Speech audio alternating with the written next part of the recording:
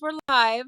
Yep. And it looks to me like I can see my table. And let me see. I want to try to go get my iPad up so I can see if I can see you. Oh, I just clicked out of it. Here we go. So, okay. So I've got my iPad. I'm in on my iPad. I can see my shirt and I can see your hand. So we're in. Okay. Now, would you send me the link through Messenger, and that way I can? Let me see if I can do that. Okay, through Messenger. Here we go. Facebook Messenger to you. Let me see here.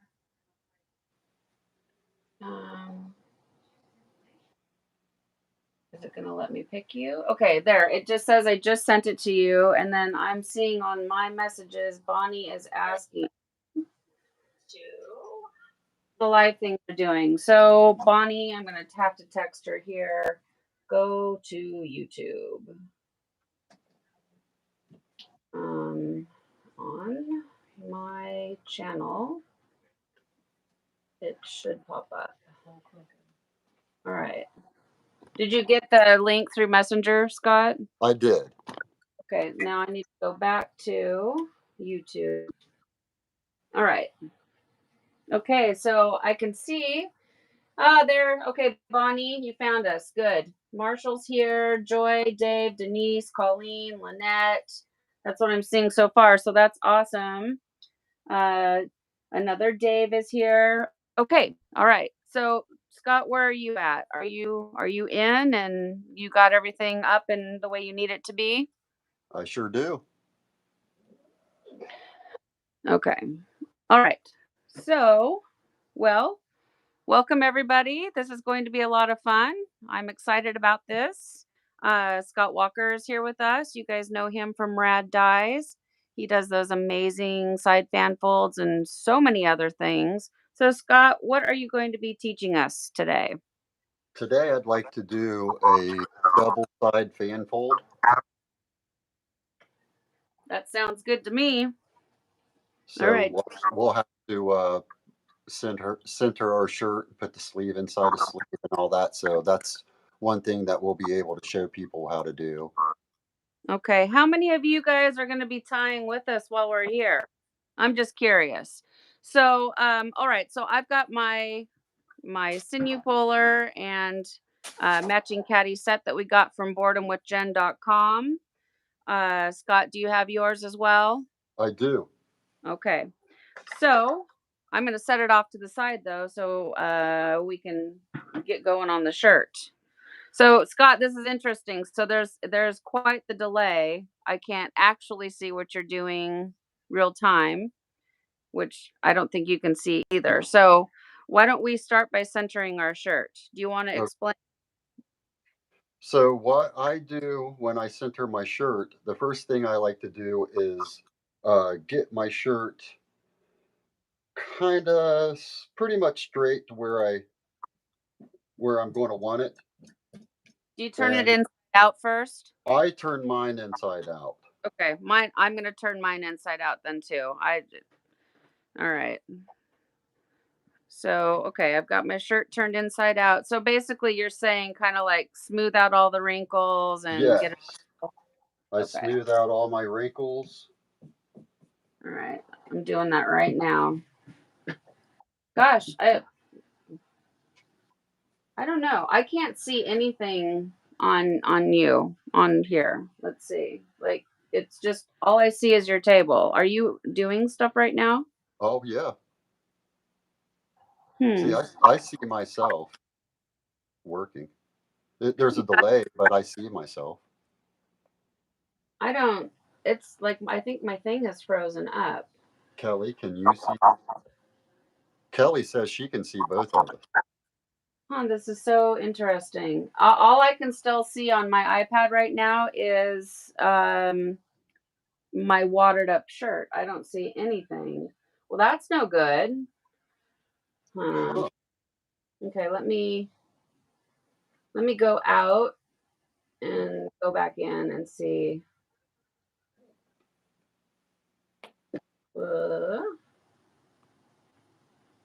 Oh, you know what? I think I might have been on the old one, maybe. Okay. You You know, see? there's two of them going, and I bet I should probably delete that right now because that's going to confuse people as well. So Okay. let me see if I can remove it just because. Um. Oh no. Okay, everybody be patient with you guys. This is our very first time doing this together and we're learning as we go, like with anything. Um, I want to delete this one. Let me see if I can. Sorry, guys.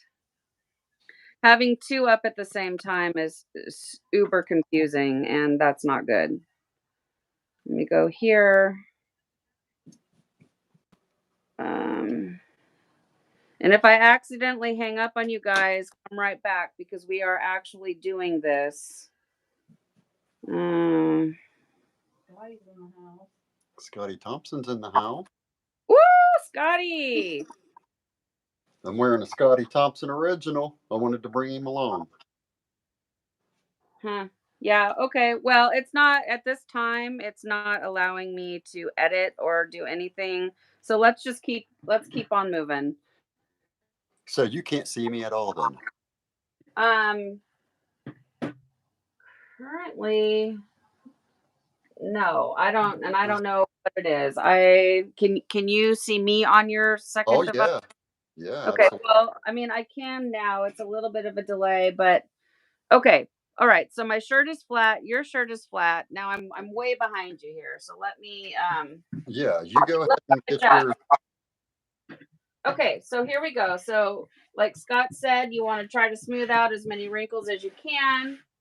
Okay. Now, so what we're doing right now is we're centering our shirt and we're going to be doing the sleeve inside the other sleeve technique, which creates symmetry in your shirt. That way, your dye is the same on the front and it's the same on the back, and you have even saturation. That's the goal. Okay. So I'm going to get my washable marker to mark out my center point. So, Scott, why don't you explain your process and I'm going to just kind of do mine while you're I doing yours. think we do about the same thing by the looks of it. Let me grab my washable marker. So I like to find my center. I kind of look where the tag is, I do and the same. and then I come down to the bottom and I bring the two corners together. You guys have seen me do this a whole bunch of times. Um, you know what, Scott? Why don't you explain your method? And I do exactly the same stuff. okay. I'd start at the top, then I go down to the bottom and make my mark. Like you said, grab my two corners, bring them up. That's an easy way to find your center at the bottom. Yeah, And I then totally your agree. center, of course, is going to be up here too, the top. And then Sometimes. we're gonna tuck one sleeve into the other sleeve. So So by the looks of it, I'm off just a little. that looks pretty good to me. Okay. Well, yeah, your top mark might be a little off, but it's so slight. Right. Okay. I'll probably go right in between the two marks. So I think this is the hardest step of the Absolutely. process. This is what takes me the longest to do, and because of the wonders of editing, I'm able to edit out a lot of it. So right now what I'm doing is I'm finding the seams along the underarm and I'm matching those up, and then I'm also going to uh, line up the seams along the shoulder. Okay. So I do a little different. Okay? Share with us. I actually find I go at my bottom line and my just under the chin line, pick it Mhm. up, kind of fold my shirt. Then I kind Yeah. of lay it down on top of itself. Then I kind of just pick my sleeve up and push it inside the other sleeve. because Yeah. I'm going to be shaking it, so it'll kind of just fall into place. And that's what I'm doing right now. I am shaking my shirt. So when you see me take it off my table, it's because I'm kind of, it's like a whip shake almost. I hold on to the front and the back together, those marks that I made and the marks that I made up at the top, pinch on those. And then I just sort of like whip shake, like you're doing laundry out on a clothesline or something. I And a do, lot of do times the that same. it also helps sort of like smooth the wrinkles out, I have found. And then I just really work it and smooth everything out. And I also really like to make sure that like along the underarm area, the fabric isn't all buckled up and bunched up in there. I try to smooth that out the best that I can as well. And I do the same. Yeah. So we're almost done. I think mine's looking pretty good. And then you obviously, because we're centering, right, you want to make sure that center line, that the front and the back are lined up real nice. Yep. Best you can.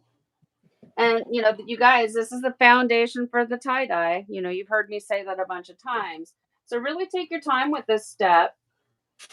Because you're going to spend all your time pleating, folding, adding dye, adding ice, all of that stuff. You want to make sure that your beginning steps are done the best that you can, and it takes practice. Sure does.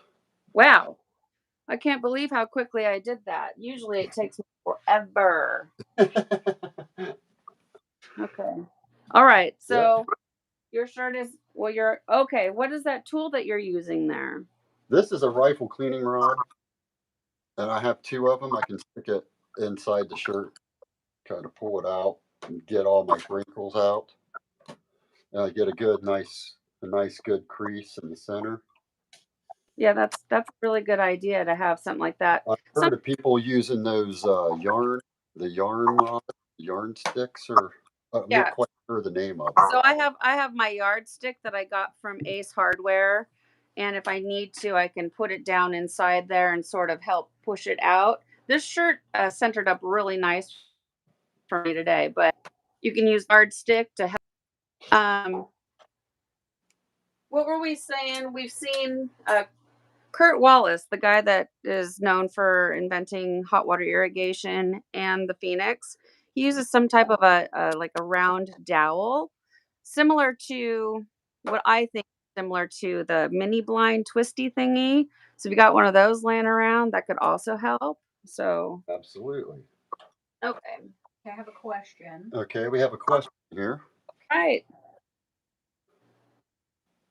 Back to it. I think it was Margot was wanting to know pre-soaked soda ash. What's your Right. So I did pre-soak my shirt for at least 20 minutes. It was closer to a half hour. I did as well. My shirt soaked for about a month. Oh, well, there you go. So you can go.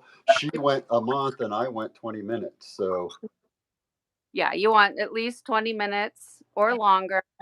I don't and necessarily recommend a month, but you guys know I haven't been dyeing lately, so um it's just been sitting in the soda ash bucket and I don't have any issue. So right, yeah, me too. pre-soak, spun out in my Panda spin dryer. Scott, how do you get your soda ash out of I your shirt? actually just use my washing machine and the spin cycle, and it takes Okay. it right out. I used to do that in the very beginning before I got the Panda. And if you can get yourself a Panda at some point, I highly recommend it. It's a massive game changer. One thing I do want to say, because Greg does Goyo's Garden and Tie-Dye, he does touch on the topic of using the washing machine for your spin out process. If you have the type of washing machine that spits out water during that process, make sure you turn your water off to your washing machine because the water will rinse away your soda ash and that can create problems. Mine So, actually does that.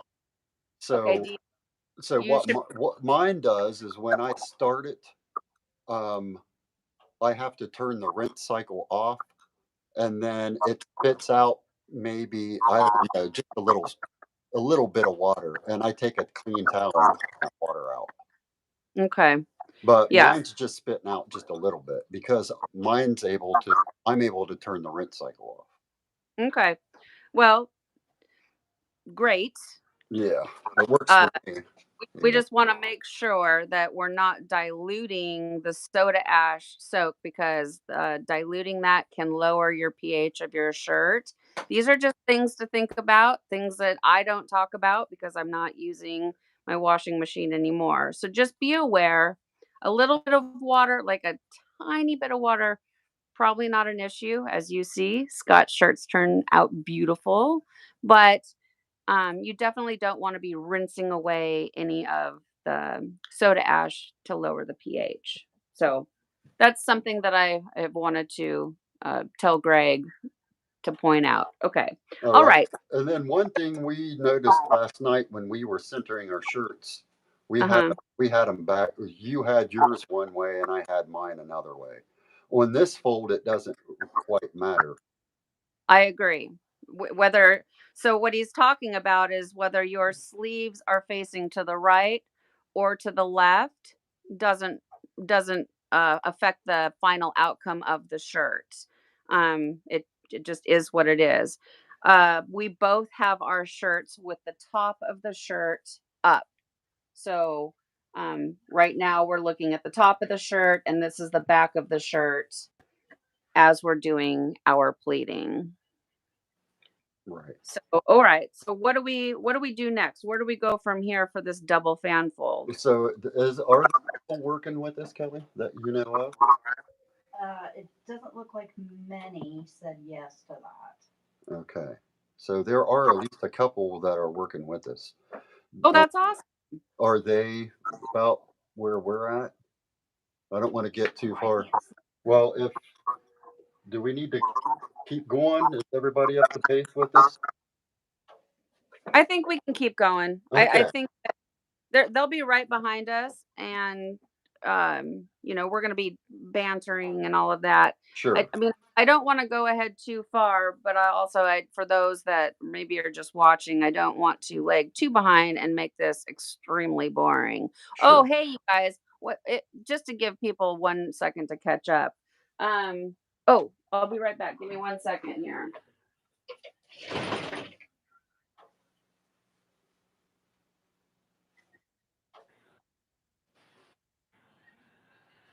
When you're folding them damp, you want to mention that. Yeah. So Yes. this is off topic. This is related to the microwave splatter guard that have been discontinued by Nordic Wear, and I try to pick them up as often as I can to try to help you guys get them. But I ordered from Walmart.com, and this is what they sent me, which is incorrect.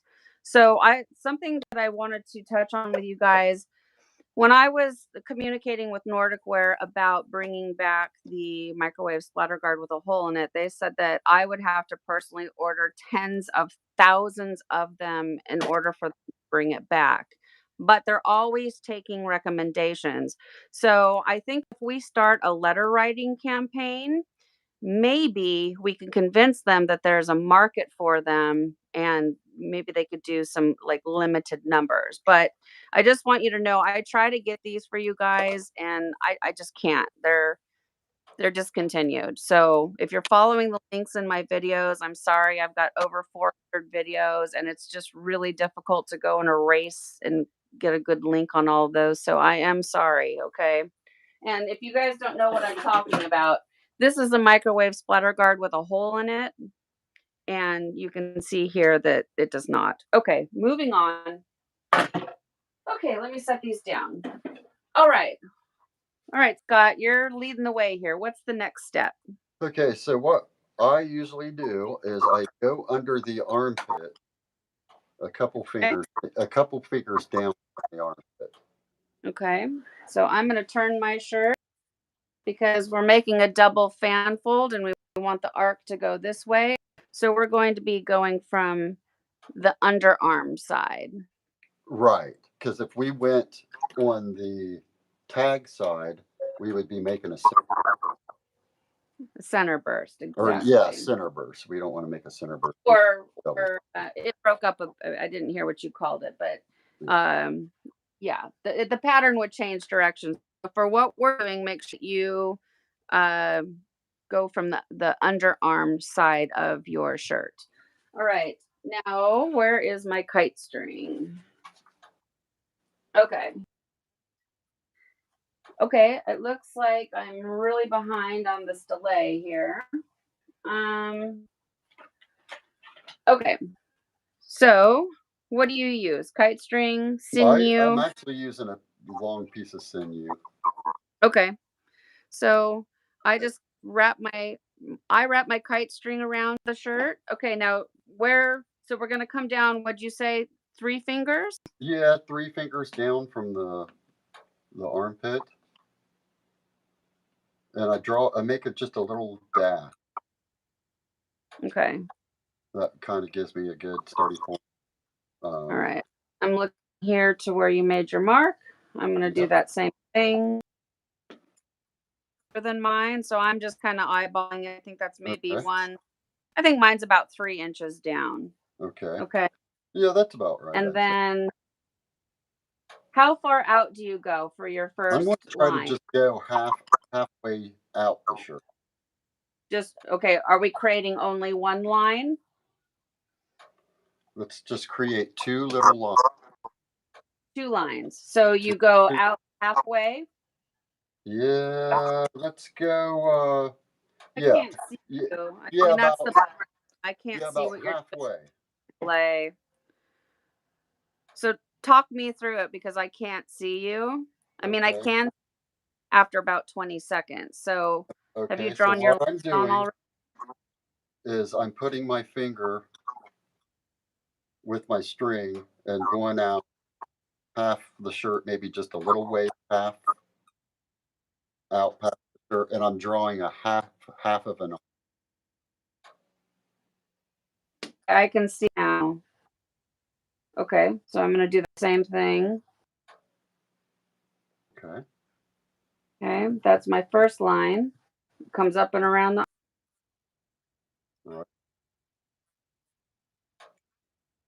right. Okay, and now we're going to make a second line. Yeah, we're going to make another second arc, just half of what you just did. So just a small one. So inside of that just line, for reference. It doesn't really mean much because we're going to be pleating on the big arc. Bring it in towards the armpit a few inches or out towards the center. I'm because I can't see, so I'm getting in towards the armpit. So half of what you just made. Okay, so you split that again. All right. Yes, split that again, and that's going to be for reference, really. Sure. Kind of sure our lines are staying straight. Okay. I have a question. Okay, we have a question here. All right. McBee is doing a long sleeve hooded shirt. Yeah. And she would like some insight into the hood. Like what to do with the hood. She has a hood that's on it. Mm-hmm. It should just kind of fall into itself. Once we get going, that hood should just fall right into place. So once we work our way around, I'll try to remember what she's doing and see if her hood's falling into place because usually it does. And I agree. I agree with you. Because if you mess around with it too much, you don't really want to mess with it right now. Just let it lay where it's at, and then we'll get to it when we start working our way around that. Oh man, my second line looks terrible. Okay, but yeah, I agree. You keep on pleating, and if it, like with long sleeves and a hood, it just incorporates itself in, and we'll do a hoodie video at some point. Yeah, and even long sleeve because the long sleeve is going to fall into place too, especially with this one. They fall right in. Your sleeve's going to be kind of hanging off the table, kind of towards, and it would fall right into place. And we can do that sometime. A long sleeve. And well. We will do something like that. But for Sure. this one, now that we've got our lines drawn on, where do we go? Do you like to start at the arm, or do you start at the I like towards the bottom of the shirt, or start at the bottom, the arc at the bottom of the shirt, the big okay, arc. all right. And with And this, and with this shirt being tucked inside itself, it's not, the pleat isn't going to be as tall. So we're going to do about a 1/2 inch pleat, nothing real big. okay, so a 1/2 inch. Yeah, about a 1/2 inch. All right, And let me. that's what I get. Maybe just the, I mean, Okay, I've got my handy dandy protractor, so I can measure them out. So okay. basically, like kind of like the smaller the better type of a thing. Um, Yeah, I bet if we go too small, once you get to your center mark, you're going to lose your pleats. right, right. So It would make more sense once we get down, once we start working our way around, it would make more sense. The taller the pleat, the less less your pleat's going to get lost towards the center of your exactly. arc. So try to go a 1/2 inch is what Scott's saying. A 1/2 inch to an inch. That's the one good thing about ice dyeing. It's very forgiving. So it looks like mine there are about an inch. So I'm gonna go with that. Okay. Okay. Now, So I work my pleat, that whole pleat from the center point back down to the bottom of the shirt, just like you've done. I work that whole pleat. okay. And you should be able to see my pleat right now, I would think. I see. Well, right now what I can see is your first pleat. I Yeah, I'm my first pleat. I wonder. Obviously I'm watching my own self on my own thing, and there's a delay. I are kind of matching up. Like I hope that you're live, I'm live, and they're both live at the same time. I hope there's not a delay on everybody else's end. You know what I mean? Right, right. I don't Okay. think Kelly's having a problem, are you, Kelly? I mean, it's looking all right. And, Yeah. okay, so Kelly says it's looking okay for her. So, Select question from Terry Burkle. okay. Have you All right. ever seen the other end of the arc, and does it really matter? I haven't started at the other end of the arc. I don't know if it would matter. Steph, have you ever started at the other? No, it absolutely does not matter. It's really just a matter of preference. Whatever is easiest for you, do it. So if it's starting at the armpit or in the area, the thing you want to make sure is that you're keeping that line that you drew on straight. So you want Absolutely. to so what I like to do is I keep twisting my fabric in front of me so that I'm able to keep that line as straight as possible. I do the same thing. And Okay. now, some people like to draw lines on their shirt, and you've been seeing a lot of that in your group. Um, Right.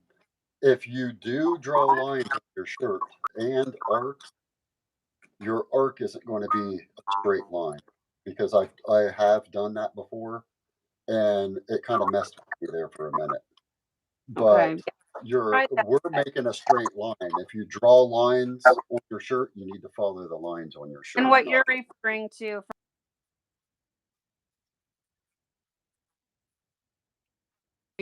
people are drawing their arc and then they're taking their ruler or yardstick and drawing the straight line all the way out, like their pleat lines. Yes. Scott and I Yeah. are not doing that right now. We're going like natural.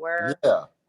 We're just we're trying to be very methodical about our line, but we're not getting like super precise. Right.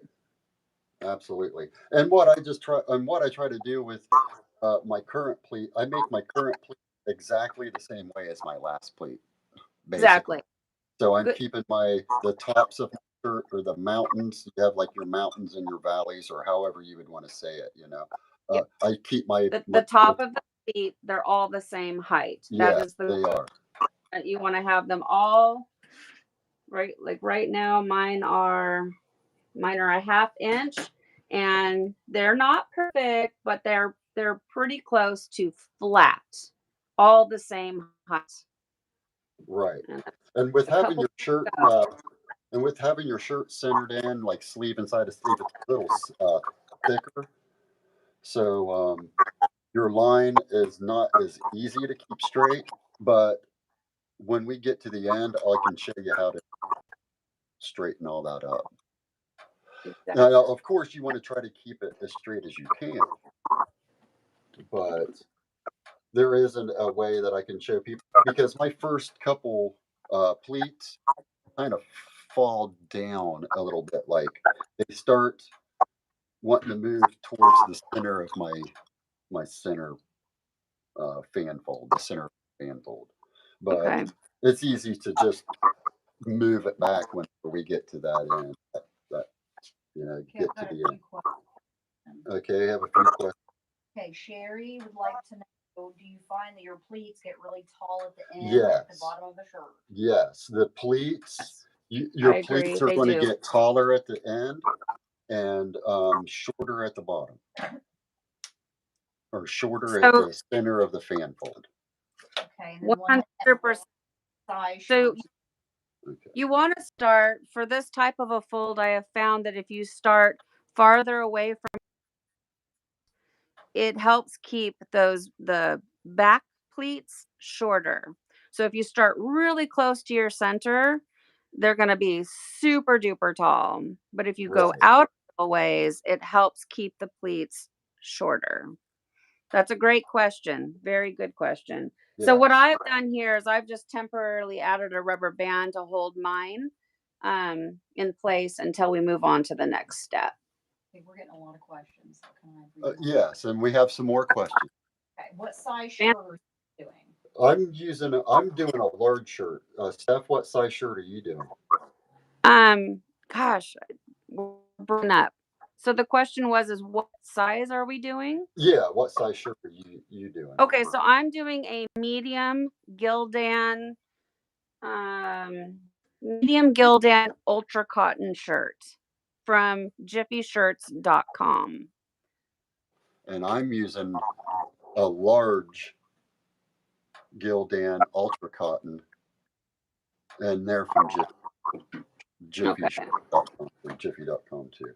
And Lori wants to know, do you ever use clamps? Um, I don't need to use clamp because my shirt's damp. And then somebody else is asking, how do you get your shirt to stay pleated without holding it? It's damp. So just like right now, my hand's off my shirt. I can walk away from it and not have to worry about it coming apart. So if you see people using clamps, it's probably a dry shirt. Is that right, Steph? I agree. Yeah. I don't use clamps. I have them, but I don't really do a lot of those super precise dyes, like those really fancy liquid dyes. So I have not found them necessary. But if you have the clamps, go ahead and use them. But yes, having a damp shirt, it just stays in place. I just temporarily held the rubber band here, or put the rubber band to temporarily hold it in place until we move on. Okay. And sorry, I'm a little behind you. Oh no, you're fine. I'm I'm just watching. kind of taking my time. That way, we're Yeah, not getting too far ahead of them. no, I'm watching you. Your pleats are by far better than mine. I just I kind of take my time. After I make my initial pleat, like on my line, um, when you get to if you go to the end of your shirt, you can kind of just pull it, and it kind of makes the pleat for you. Yeah, And it might be hard to explain, but it does. It makes sense. So what he's saying, for if some of you are done already, you want to make sure that you hold your initial line, because if you yank it, you can get your original line off, and wonky. So what he's yeah, saying, you can just pull it like that. It'll help sort of make the pleats all the way down, and it right, does. And also, and I'm gonna let this is stuff. So I'm going to let him. No. I'm glad you're. But the pleats in the very center of your pattern will eventually just run into themselves till you just can't make them anymore. So just do the best to go as far as you can, all the way. Because they get so tiny, they're just really hard. Yeah. I need to step away for a second. The little dog Okay. babysitting is in there having a conniption fit. I don't know what's up. So I'll be right back, Scott. You keep it going for us. Okay. Okay, Linda Ann has a question. Okay. She's asking if you use sinew on your shirts or something else, because Steph has already started banding. I use sinew, and I am going to start banding right here, right now, and I will end up taking my bands off as I sinew, if that makes any sense to you at all. I know you're a little behind what I'm doing, and it'll make sense here for you in just a second. Okay. So I'm going to go ahead and put a band on my line that I just folded down, and I try to make it straight as I can. It's a pretty straight line. Okay. Then I'm going to go ahead and put a band behind it. Okay, what did I miss? Where we're at? So what are you doing? You're putting A question came in and was, are we going to use bands or sinew? And if we're using sinew, why are we banding it now? Okay, So it's basically just to keep my shirt together, and I can finish my pleats until I get to that point, because I'm not to my sinew point yet. she won't. I'm still pleating my shirt. So that is a temporary holder just until we get moving on. Yes. I use pleating tools from Boredom with Jen when I get down to my center point, just because I like to try to make my final, I want it to look as good as it can. And my pleating tools really help me when I get down to the center of my shirt. Have you ever used pleating tools? All right. Steph? Yeah. So the pleating tools from boredomwithjen.com. These are the pleating tools. Some of you might remember when I first opened these up, I thought they were nail files. No, they're pleating tools. And I do use them, especially down towards the center where the pleats get really tiny. These are very helpful. You can use the tip to push it down in there and make your pleat, and your pleats really don't get lost. They go right down to where you need them. And yep. But I will be using sinew. Yes. Okay, so we're using sinew, and I've got my sinew puller and my matching caddy. Well, while Scott is working on his pleats, so Jen and John have very graciously named a sinew puller matching caddy set the Belladonna, and this is it, you guys, and it's absolutely beautiful. It's purple and gold, but my eye see chartreuse green. And for those of you that follow the channel, you know how much I love purple and green and use it as often as possible. So I'm extremely flattered and honored. And so this is it. And they're really high-end filament. So it's shiny, it changes colors and the direction. And if you don't have one yet, I highly recommend that you get yourself one. Oh, where is my sinew? Gosh, I should be more prepared. I got this really cool sinew from Amazon, and it's purple. Yeah. How cool is that? Yeah, it matches the caddy. And this is I'm not sure how to say it, the Kool-Aid brand. I don't know. The brown is the Treasure Gurus, and this is the Kool-Aid brand, and it's nice and sticky. I really like it a lot. So, okay. So, you've totally folded your shirt. I completely do it up with rubber bands. Well, I did not. I've only placed one rubber band template. Okay. I thought we were gonna. So this, I. Well, you That's, had to walk off, so I went ahead and just kept going. well, that's just something different. I don't prepare all of my kind of sort of as I go type of a thing, because I find that when I start wrapping it up and I get I mess things up, you know.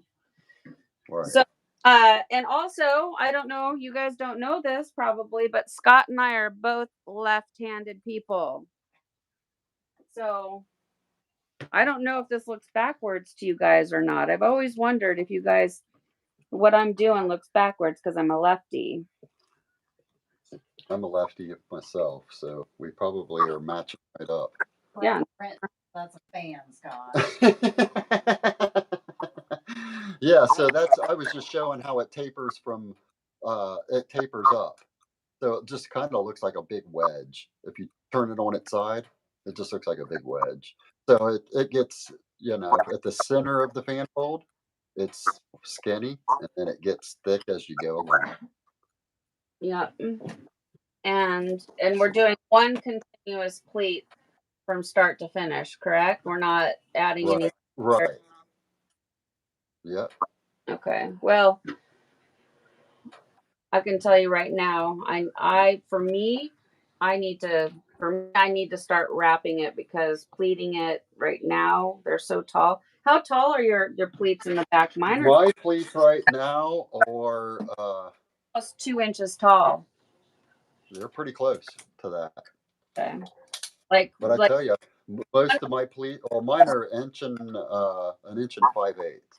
Yeah, mine are like 1 3/4 inch. But I've never had a problem with saturation. I've actually had some pretty tall ones where I was like very skeptical if I was going to get good saturation. Yeah. And I had no problem with it. No, I think the saturation will be totally fine. Now, when you start doing your wraps, do you start at the center point? I do. I start at the center point. Okay. So I got to figure out which direction I'm going to be. I think I'm going to start this way and see how it goes. Sue wants to know if you're using a certain size rubber band. No, I just got rubber bands from Rural King, and there's no. I have different sizes, but with this being kind of wide, I'm using kind of a wider rubber band. That way, it doesn't pucko in on itself.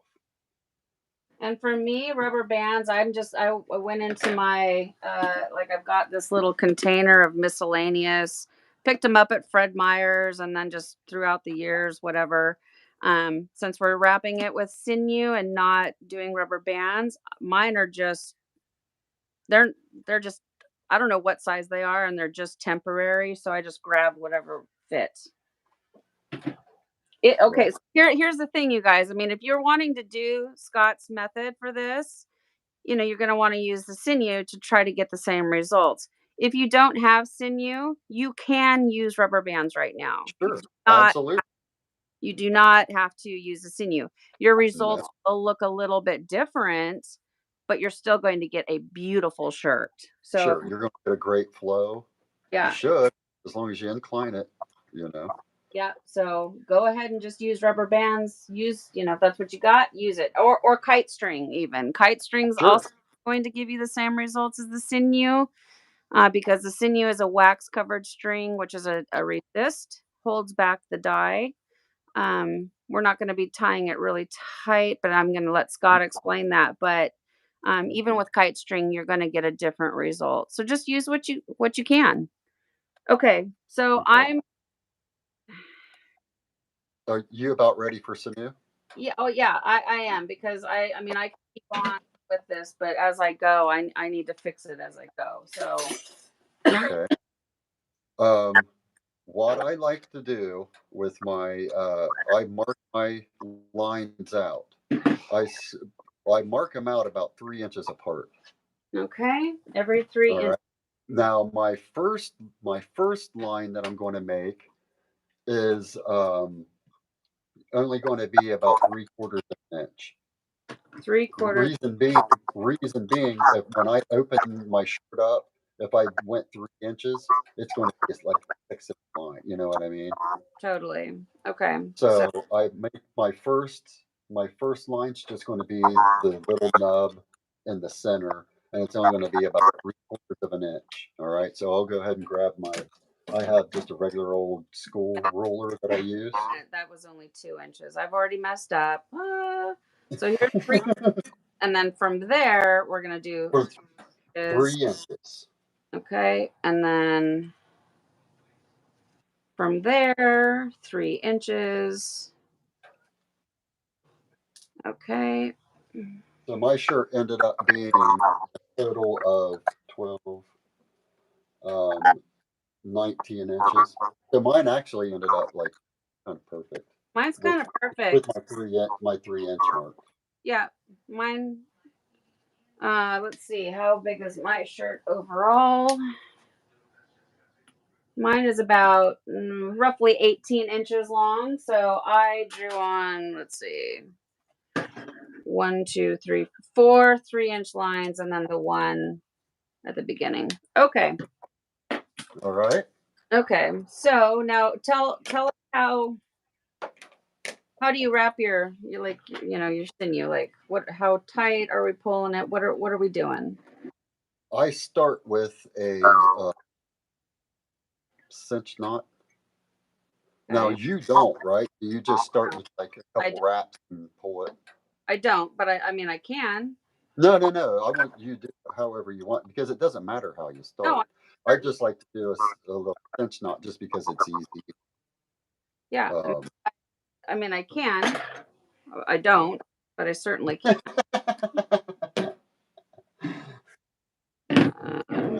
So to do that, I just loop it like I got my 2 fingers here.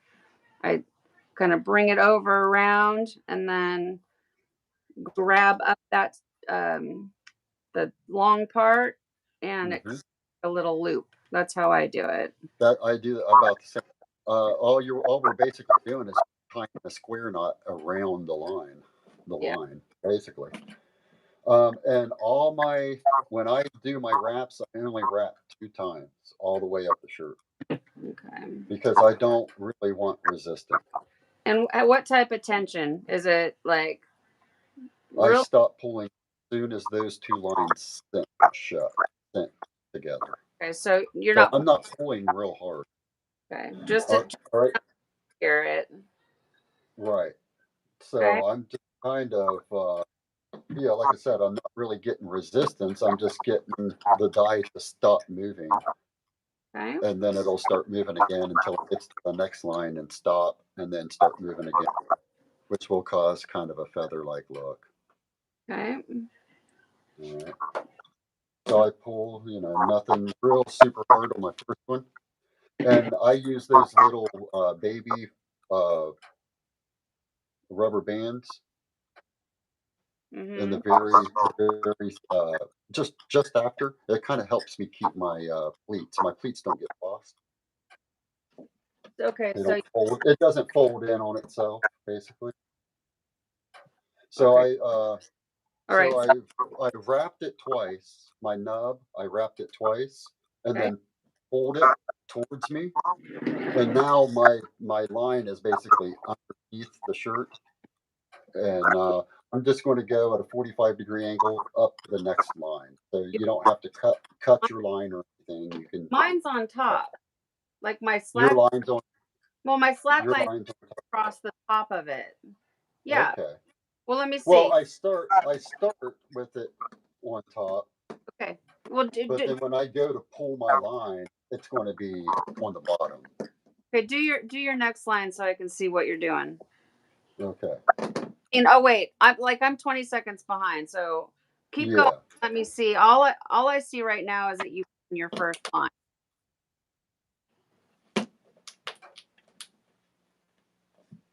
Yeah, so your black line is along over the top of the shirt. Right. It's over top, but my finish, after I pull it, my line's on the bottom of my shirt. Does that make sense to you? Yeah. Are you pulling away? You're pulling towards you? Towards me like you are. Okay. Okay. So this is where I start taking my rubber bands off. Yep, I just removed 2 of them myself. And I have kind of like a little tag in on my shirt, which is where my sleeves coming in. And it wants to stick out a little bit, and I'll put a rubber band on that just to kind of cinch it in there. Okay. So that I get good saturation. I don't have to worry about a little piece that didn't get dyed. Okay. So I don't know if that makes sense to you or not, but well, I'm watching. I'm seeing what you're doing. so now I just put a. Okay, here we go. Okay. All right, now as I'm going, I have my second 3-inch sinew line done. So now I'm going into my third, and where I'm gonna work on my pleats as I go, because I messed them up while I'm working, Okay. So now you're gonna get this part done quicker than I am, because I'm like re-pleat. I'll slow down a little. No, you're totally fine. I'm just saying, like, I'm now gonna try to. I wish I could zoom in, and maybe the viewers can, but all I'm doing is I'm wrapping it 2 times and pulling it until both of those lines cinch. So you're not pulling it to where your line's going to snap and you're going to punch yourself in the gut or anything. No. Yeah, no, I'm just pulling it till they're stuck together, like till they cinch together. Yep. Yeah, caught on each other, and that's it. Not okay. That's pretty good. So I went around once. I'll go around twice, and I just, like I said, I wrap twice all the way up the shirt. Yep. Okay. I'm coming in right behind you there. Okay.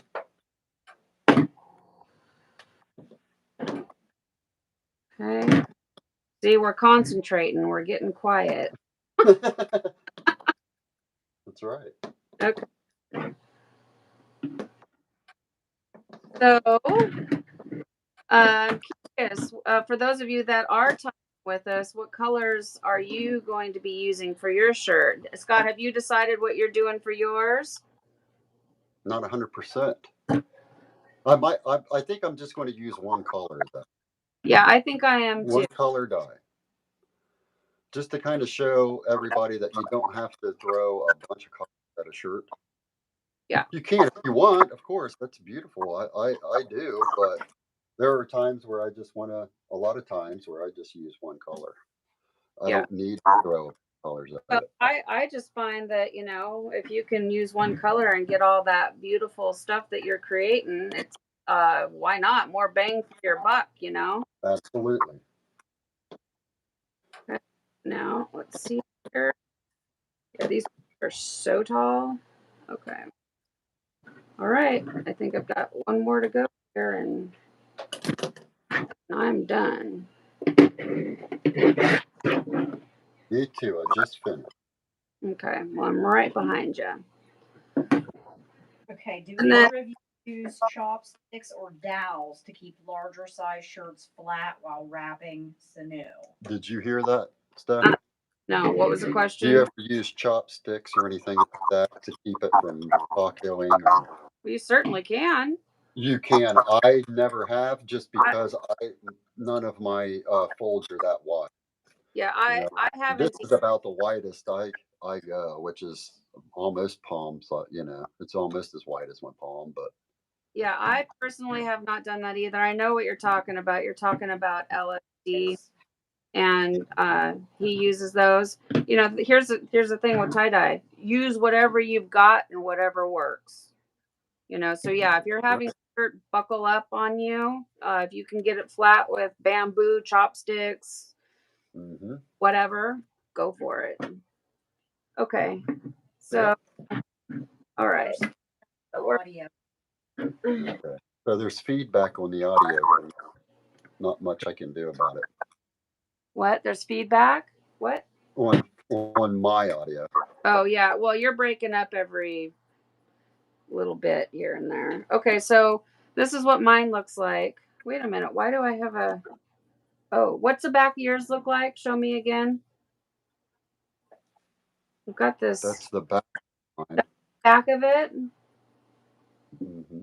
Well, this is what the back of mine looks like. It's not perfect. They're kind of all folded in on themselves there, which, you know, it shows where you take a lot of time like Scott, you're going to get really super pleats. Mine are kind of all wonky on the bottom, but on the top, they're pretty nice and flat. So it'll be interesting to see what happens here. Okay. Sure. So yeah, yours is a lot thinner than mine. Mine is super thick. Really. So Karen's using Dusty Purple, Kelly said. Who? What? Dusty Purple? Karen Oh, Karen. is using Dusty. Yeah, I just did a shirt in Dusty Purple for the first time, and it's, you guys haven't seen it yet. It's absolutely gorgeous. Let me see. Do I have it? Yeah, Dusty Purple is. Yours looks good. Thank you. Question here. Okay, another question. Okay. What type of tables are you working on, and do you stand most of the time when dyeing? I am actually using. Did you hear that? What kind of table do you use? This is Costco, not Costco, like the store. It's COSCO, and you can get them at Walmart. Okay. I am actually using a 72-inch TV that is sitting on top. It's a flat screen TV, and it's sitting on top of a kitchen table. It works. It works great, and I can walk around it, and it's not real wide. It's as wide as what you can see. And I just put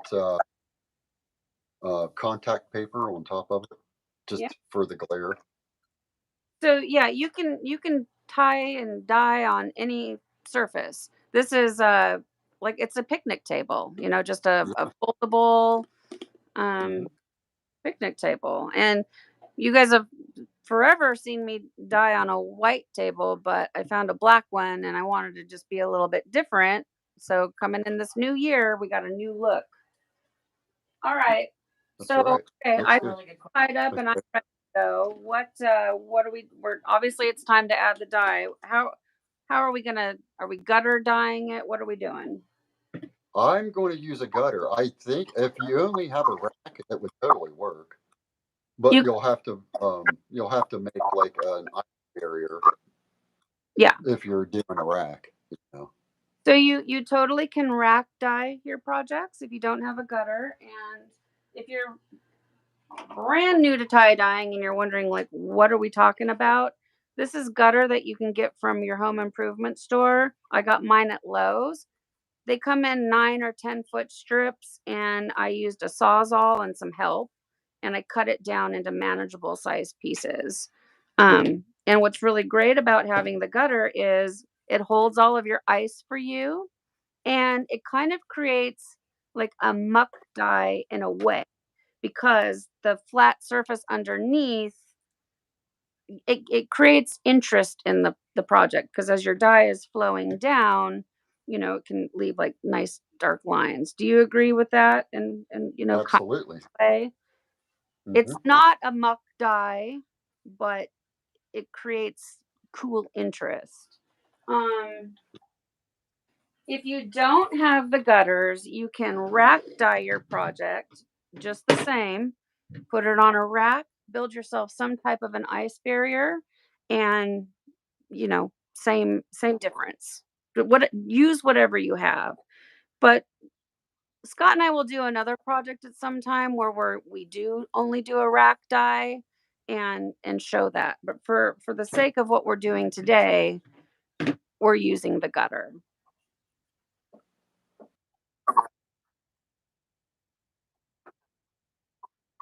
Okay. While pleating seams, are there any tricks that you can give her to help with that? I didn't hear it. Scott, I don't really seem to have. I hear it. I don't really seem to have problems with my my collars and my seams. Um, the only thing I could really tell her is to just take your time, be patient, and try to just make them as best as you can, and hopefully they fall right into place. I didn't hear the question, so I'm not sure how to answer that. Battles with seams. Battles with seams and the collar, like when we're doing our fanfold. Oh yeah, no, I struggle with the seams and the collar all the time. I just take my time and Yeah. try to do as best as I can. You just gotta fight through it and do the very best that you can. Okay. Oh, okay. So just real quick. Okay, well, go ahead. What are you doing there with that pan? Yours looks different than mine. Mine is actually a pizza pan that's perforated, and I can catch all my dye in it. So Okay. any dye that falls off my shirt, it will fall down into another pan that I have sitting on the bottom. So it's basically I have a perforated pizza pan that's flipped upside down, and they're just sitting on top of each other. And Okay. you can see right there. And there's a bunch of dye in it right now. And I save that dye and jar it up. Okay. All right. So that's all. That's like your drip. Okay. Yeah, Now that's my drip. but the pan is clean. There's no dye on the pan. There's no dye on the pan where I put my shirt. Yeah, made sure I cleaned it off real good. Okay. And nothing should be, it shouldn't be contaminated too much. All right. Well, I mean, if you're gonna do that, then I think I will grab my paper towels if I can find them right here, and I'll just do mine on a paper towel because I'm not set up like for that. Sure. So now you can also just add your dye in the gutter if you want. Absolutely. Save a step, whatever you want to do. Save a step, sure. You guys mostly see me do it this way, where I add my dye right in the gutter and just go for it. But I'm trying to emulate what Scott's doing because I'm trying to learn his method. So this is what I'm going to do. Okay, now what I want to do real quick though, Teresa Price graciously sent me some dye. So thank you, Teresa. I'm opening it up right now. This is from Pro Chem. This just shows how far behind I am. I haven't opened any of my packages. Winter Wishes. Thank you, Teresa. And you're welcome. I thank you for tuning in and being my tie-dye friend. I greatly appreciate it. All right, so let's see what's in here. So I'm pretty sure this is going to be Spicy Purple from Pro Chem. Let's take a look here. Oh, okay. Oh no, it's Cheap Violet. I don't know what I'm thinking. Okay, Cheap Violet from Grateful Dyes.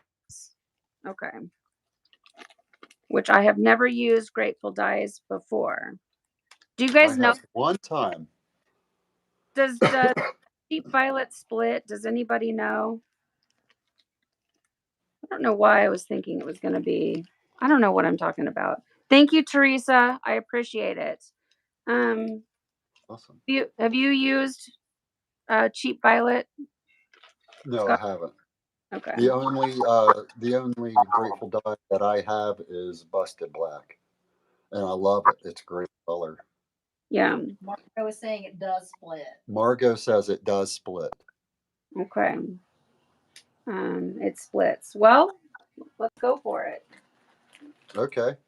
I'm going to use, I guess I'll go ahead and just use Strawberry Skies from Happy Cat Tie-Dye. Yeah.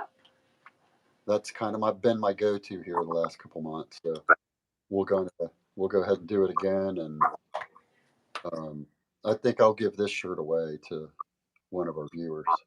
Oh, that'll be awesome. Awesome. So I don't know. We'll figure a way out how to do that. But. Yeah, no, that's a good point, Alan. Let me see. Ew. Let me get an ice cube.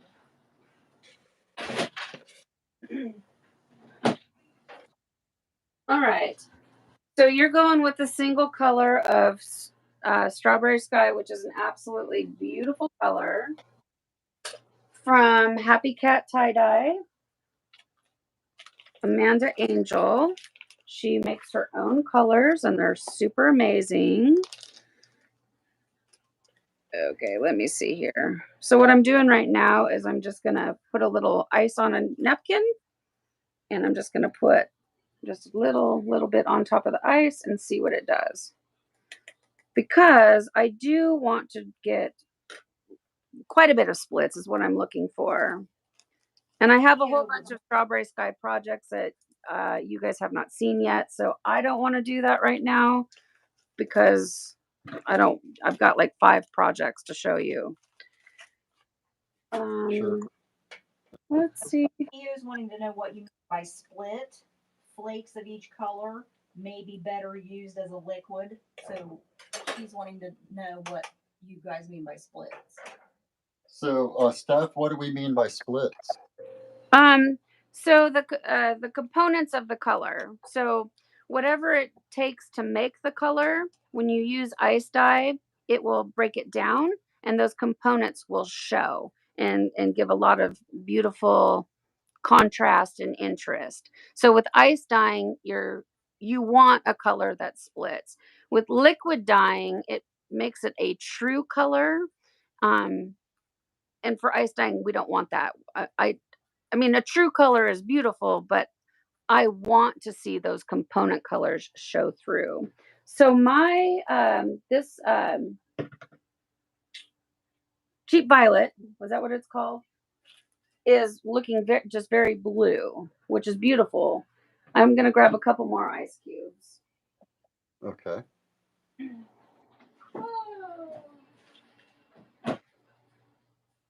I mean, Scott, do you want to explain your theory on what color splits are? I don't. I just kind of figured and thought it was basically what the colors that made up that color. You know, it takes multiple colors to make that color, and then it's going to split into those colors.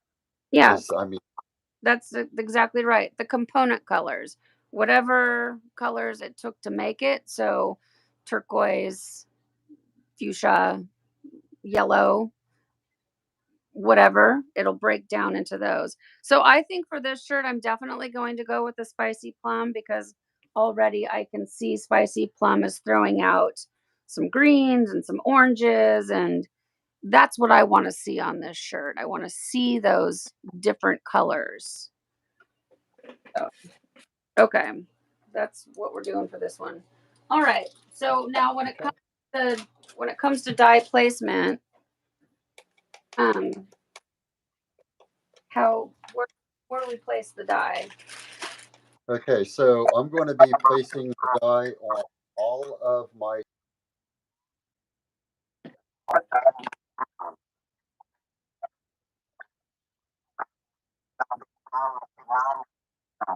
I go do a couple lines. It's just kind of random. I don't really have any real method that I use. I just kind of wing it and see what is going to happen. Okay. I put my dye down and I'm going to put it on my nub and then just pass it a little bit. So my first sinew mark was 3/4 of an inch.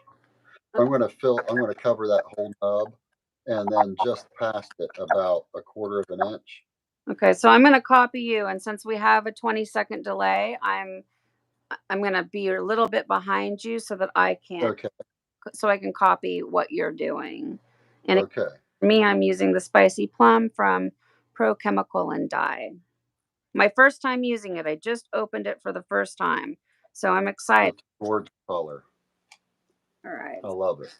I can see what you're doing with your with the starting point. Okay. Yep. So you just cover the entire center, right? Yes, cover the entire center and then just past it, probably a quarter of an inch to a half an inch Okay. is how I do it, you know. Well, And then I'll place dye on my sinew mark. I'm doing what you're doing, so.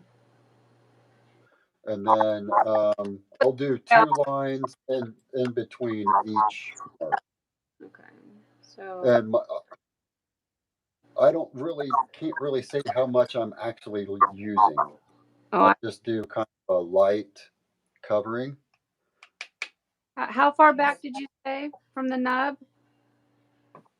About a half inch past the nub, a half inch past the first sinew mark. Pat. Okay, I have to watch what you're doing. Oh, okay. Here, No, I got I'll it. lift it up. I can. So you froze up. Oh, I have. Yeah. And it looks like I have too. Okay. My battery is going dead on my phone that quick. Oh, so we have. Okay. All right. Oh, I'm fixing it. I'm coming. Okay. You're fine.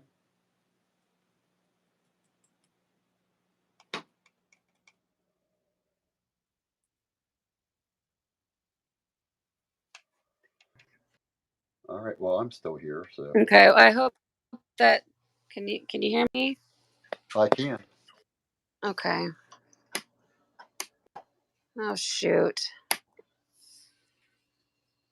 All right. So yeah, so I don't know how long we've been at this, but my phone died that quick. Now you're coming back. You're getting Okay. back on here.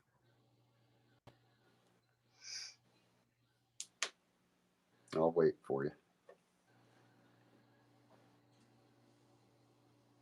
Okay. Sorry about that. My phone died. Now it looks like I froze up. Oh no, I didn't. You're just behind. Yeah. Okay. Am I back? You sure are.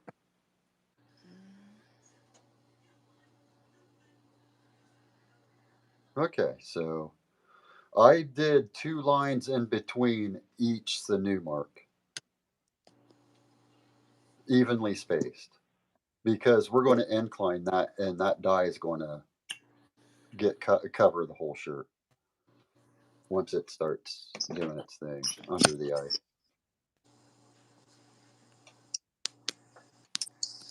I'm just trying to get my thing positioned to where it's like the shirt is in the view and not looking at the floor.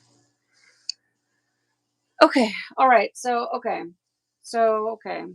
Okay, then you put it right on top of your sinew line. Okay. Yes, I put dye on my sinew line and 2 in between each line. Okay.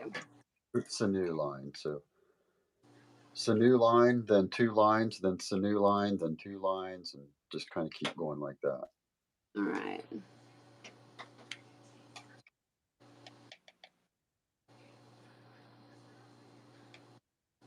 Any questions or anything? Oops. Will this replay? Yes. This should replay, shouldn't it? It will. Yes. Yes, it'll be a video. And I also have Theo asking, does ice dyeing use more dye and require time, or require to change more to recover materials? So he's basically asking you, do you have to use more dye on ice than liquid? Are we using more dye than we are on liquid? I feel that we are. I mean, of course. I think it's apples and oranges for me because yeah, I mean, yes, there's a little more dye because if you mix liquid dye, you could probably make 2, 3, 4 shirts. But for me, I'll mix up dye with plans to do a project or two and then don't do it, and then I end up throwing the dye down the drain. So Right. you know, Have you with any soda ash or salt? I pre-mixed mine with just a little bit of non-iodized salt. and for me, Just I because have it's not. kind of chalky, and it just kind of breaks it down a little bit. For me, I'm I don't going I don't straight see out of the any dilute jar. straight out of the jar. Yeah, no mix on this one. It's not necessary for this one. For No? me. Another question here. Okay. How do you decide to put on the sinew lines or not? Did you get too much saturation if you just sprinkle it all over, or less splits? Like why did you choose basically lines instead of just covering? I don't know. I've never Move. to let it move. I leave white spaces so that the dye has a chance to move and do its thing. Yep, I Same, agree. same with you, Steph, right? Yep, I agree. The white space is to allow for the colors to breathe and show those splits. Right. Why on top of the sinew line? No idea. I mean, that's a Scott thing. That's just, I guess, what works for him. So that's what we're doing. Yeah. I mean, I don't know if it matters. There's no mixed ratio. I just pour. I'll take like 2 or 3 scoops of dye and put it in its own container, and maybe a teaspoon, and shake it up just to kind of make it not as chalky. It doesn't seem to dilute it in any way. The reason I'm not using soda ash is I'm afraid of dilution. And I in don't your dye. You're not mixing it in your dye because you don't want to dilute the dye. Right. Right. Got it. It's not necessary for this. This is ice dyeing. We do not need to. You don't need to mix your dye. If we were doing a different technique like hot water irrigation, it's recommended to do a soda ash mix. But we can definitely cover that topic when we do a hot water irrigation shirt. Yeah. Yeah, there's no need. We don't need to dilute it down any. Nope, the shirt's been pre-soaked in soda ash, so it Mhm. does not need to be mixed. And again, the only reason I'm adding a little bit of salt to it is to just take the chalkiness away from it. That's it. Not anything else, just that. Yeah, And some dyes. That's just a personal preference. You don't have to do that. No, if you don't have salt, you do not need to use salt. No, Some dyes are denser than others and they don't require. Some dyes are super dense and they don't want to play nice. A lot of the blues are super dense. Yellows, they're just like chalky, dense. And having a little soda ash or a little salt in there can make it easier to work with, but it's not necessary. No. So for me, what I'm going to do now, I feel pretty good about what I've got going on. I'm going to very, very carefully. Well, I should have gloves on. I'm going to put gloves on. Okay. Okay. Does powder dye slide more easily off metal spoons or plastic? Is there a preference? I've never. I guess I have used a metal spoon. Do you feel that dye is going to slide off a metal spoon easier? Have you ever used metal spoon stuff? Doesn't matter. Doesn't matter. Whatever spoon you got, picnic spoon, metal spoon. I use the plastic spoons. They're cheaper. I do too. Just use what you have. I do not use my picnic spoons for dye. I don't use them to eat with. They are my dye spoons.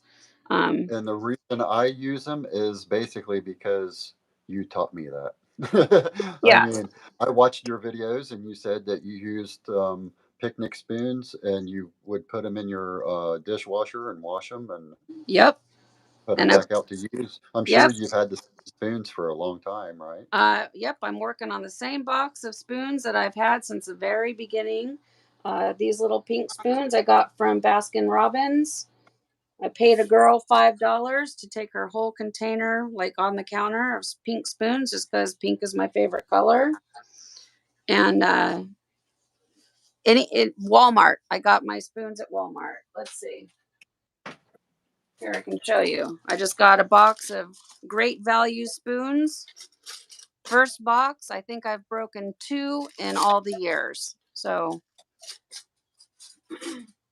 Yeah, we have some spoons. Same thing. Laurie Burton Bones sent me a bunch of the white ones. Kelly actually got some of these little stirrers. They're little stir spoons. They work really good too. They're good for dye over ice. um, You know, like banana split spoons, or I don't. they're coffee stirrers, and they're just the tiniest little spoon on it. Huh? I don't. Yeah. I don't know. Yeah, they Really, work honestly, any spoon will do. Okay, Absolutely. I'm just putting a band at the bottom just to kind of keep it together, and then I'm going to. Um, Now got it in my gutter. I'm going to add some dye to this back end here. Now, I usually add soda ash to the top of this. Yep, and I you will and too. I have talked about that before. And probably not necessary, but shit. Gosh darn it. Excuse me. I just sprayed dye all over the table. The tag, I hit the tag and it slingshotted dye everywhere. Yeah, soda ash will go on top. So go ahead. I'm a little bit behind you here. No, you're not really. You're right at the. I'm catching up. I'm bringing up the rear. Okay. And then I like to use the back of my spoon to just sort of like smooth the dye out a little bit. You don't have to, but just what I do. Okay. All right. Now make sure you put your lid back on your dye, tighten it all the way, because don't just quick and go just like one twist and then go pick it up and fling it all across your dye area. Pay attention to what you're doing. Okay. So now, is the nub at the bottom or top of the gutter? Okay, so here's the question. That's a great question. Great question. Yes. The center of the shirt is going to be at the top of the gutter.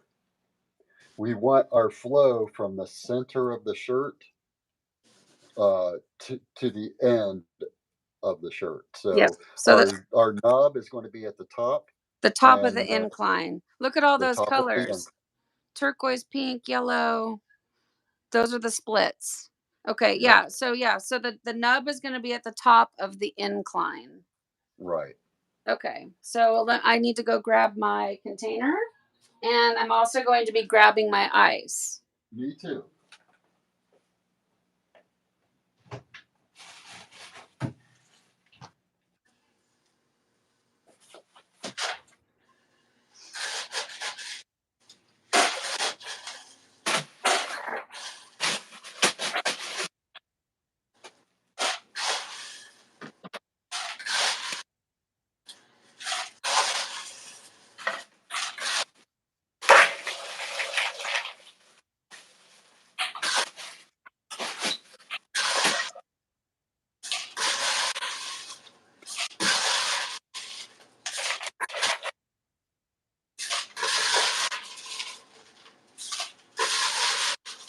Okay, how much of an incline are you doing? How much of an incline? Not much. Now, I use an app on my phone that's called Eye Level. And what you can do is set your phone on the gutter itself once you get your incline set up. And I usually set my incline at about 17 degrees. And it seems like everyone is like right around 17, between 17 and 20 degrees. Steph, do you just guess? I have no idea what my incline is. Like, I'll have to check out that app.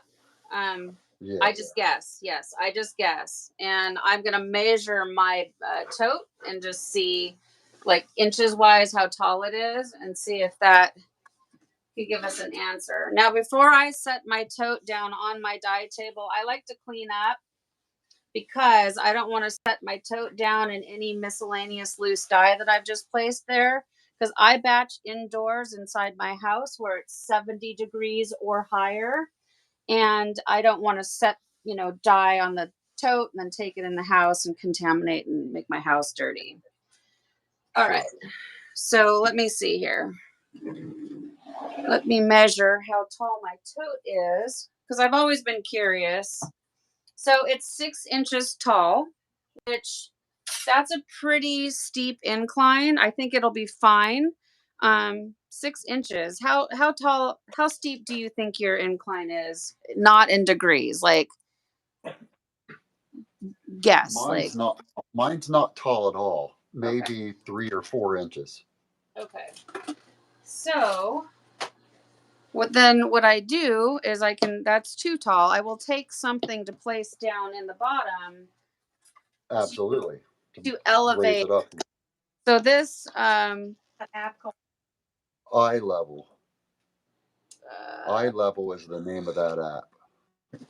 So this little container is like one of those deli meat containers, and it's about 1.75 inches. So I'm going to place that down at the bottom of the gutter to raise my elevation so I don't have such a steep incline.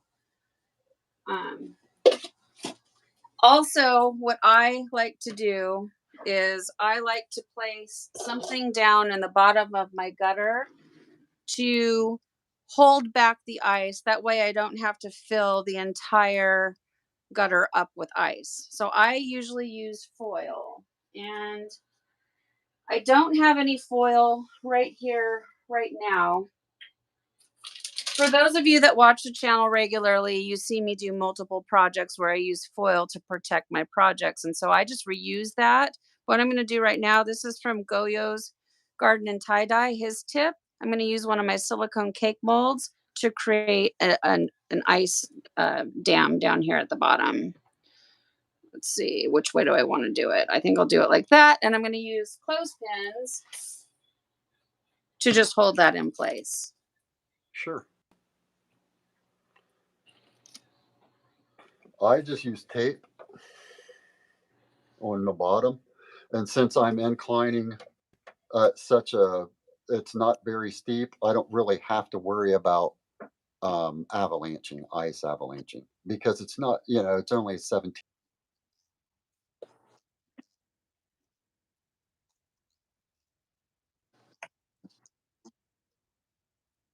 That's not much at all. So I'm not inclining it to where I'm getting a real bunch of flow. Okay. I'm getting flow, but I'm not going for a bunch of flow. So we're not going to have to worry about avalanching. But I like what you're doing so that you don't have to use very much ice. Well, yeah. So for me, it's been my experience that I would have to put ice all the way to the very end of the gutter. This way, Sure. I'm able to keep the shirt up out of the muck, which since it's elevated, it's not going to be in the muck, but I don't want the shirt to slide down and have the bottom sitting in the melted ice water. And I also just don't want to waste all my ice by filling up the whole gutter. My ice machine is little, and so, I try not to overdo it. Okay. Now, so I'm kind of opposite. A lot of times the end of my shirt is sitting in the muck water. Okay. And I don't really have a problem with it. Now, every now and then, once the ice is completely melted, I'll lift the shirt up out of it. But I batch in my gutter. Do you do the same? I do. I will absolutely leave it in the gutter. I just try to avoid it. In the gutter. Excuse me? Oh, I try to avoid it getting in the, I try to avoid allowing it to sit down in the muck because it's going to wick all of that color up in, creating a darker sleeve than I want. Maybe not particularly with this project, but let's say you're making a rainbow or something, and then you've got all that dark water and you want it to be an orange sleeve, I so Right. so I mean this is why we're doing this, is because it just Right. shows the different approach that we take, tips and tricks to utilize if you think it's a good idea. Now, grab your mask before you place your soda ash on your project. I don't have a fancy respirator type mask. I just use the masks that we all have around. And It, I do have a fancy respirator, and I didn't use it this time, but I promise you, I use this every time that I go to place dye and soda ash. yeah, I promise you, I use this. and we should have said that, but we're both talking, so trying to talk through masks and respirators is difficult to hear us clearly. But always use your PPE whenever working with dye.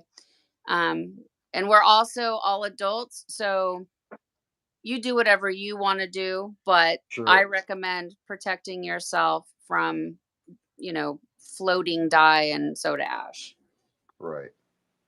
All right, so I'm going to be placing my mask on and it's going to get muffled, but what I'm going to do now is I'm going to be placing soda ash on my dye areas. What is Okay. that? Do you do that, or have you already I done it? already did. I Okay. do, and I already did, and it's just a light coating, nothing major. Like we said earlier, we don't you don't even do we even really need to do it? I don't know. I I don't just think do it because I I don't was think taught so. that. I mean, I have forgotten and have never noticed an issue. Right. So it really is, when I say quick little sprinkle of soda ash for good measure, it Uh huh. really is for good measure. And I'm Sure. I'm kind of just focusing more on the areas where I place the dye, Okay. because it's already been pre-soaked. I mean, it's good, whatever, Right. just for Here's a good giggles, I just placed it all over the whole thing. All right. Sure. Here's another question. why soda ash on the dye directly versus on top of the ice? Why directly on the dye instead of the ice? Well, I can tell you why I do it. It's because I'm going to be adding the ice to my project, and the ice is water as it melts, and it's going to, dilute the pH of the shirt. I want to keep that pH around 10.5 to 11. So I want the soda ash to be able to melt through with the dye and keep that pH up. But if you forget, you can certainly add your soda ash over top of the ice, like as an afterthought. So, Sure. like we were saying, I And don't I even, do that if I do dye over ice. That's exactly. yeah. So it's it really is just for good measure. I mean, maybe next time, Scott, one of us will not do it and see if we see a Yeah. difference. Absolutely. Um, since, Absolutely. since we're doing different colors, but maybe like if we do a shirt that's identical, see if we notice a difference. I bet we won't. Okay, so all Yeah. right, now are you ready to place your ice? Have you already I done that? am. I've already got a salad bowl, and I just put all my ice in the salad bowl, and I Yep. pour it on my shirt basically as quick as I can. That way, I don't displace my dye a lot. You know what I mean? Like if Hmm. I feel like if I go real quick, there's less chance for it to move around and get displaced. I get it. So I'm gonna watch you go, and then I'll do Okay, mine. just like that. That was actually a pretty good one. It went on real fast, covered pretty good.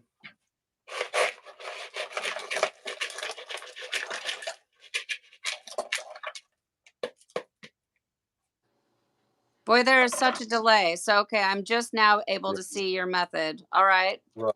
Okay. Yep. Perfect. So I'm essentially going to do the same exact thing.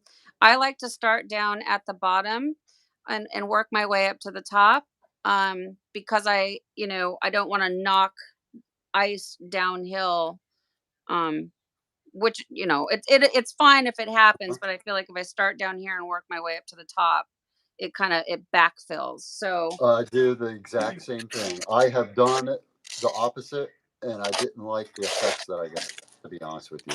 It displaced my die too much. 100%. So I use my ice machine. It's a Frigidaire nugget ice machine that I got from Amazon, and there is a link down below in the description box. You guys know that I love this ice. Scott, what type of ice are you using? I'm actually using just ice that you can get from the grocery store, bagged ice, and it's kind of chunky. Some of the chunks are big, some of them are kind of small. I actually like the little bigger chunks. I've done some experimentation with ice, big chunks compared to small chunks, and like I'll beat it off the floor and turn it to like snow, kind of like snow, Yeah. and you definitely get different results Okay. with the ice that you use. See, I need to do an experiment because I'm not 100% certain if I have personally noticed a difference. Uh-huh.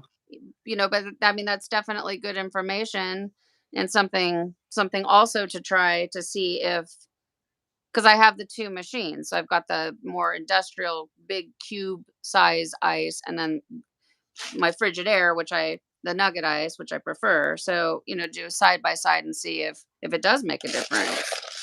Because I don't Yeah. know. So far, this Uh-huh. color's looking pretty nice. I'm seeing some I'm like throwing. some teal blue in here, looking real pretty. Okay, Yeah, you so can see the end of mine, or the center of mine. It's already throwing reds and blues and purples, and so that's kind of showing the splits that we're yep, talking about. the splits. That's what you're going for. So this color, this is called Spicy Plum, and I don't know if it's picking up on the camera, but it's dark and some like blue areas. So I'm excited. It's my first time using this color, and then I just like to fill my gutter up.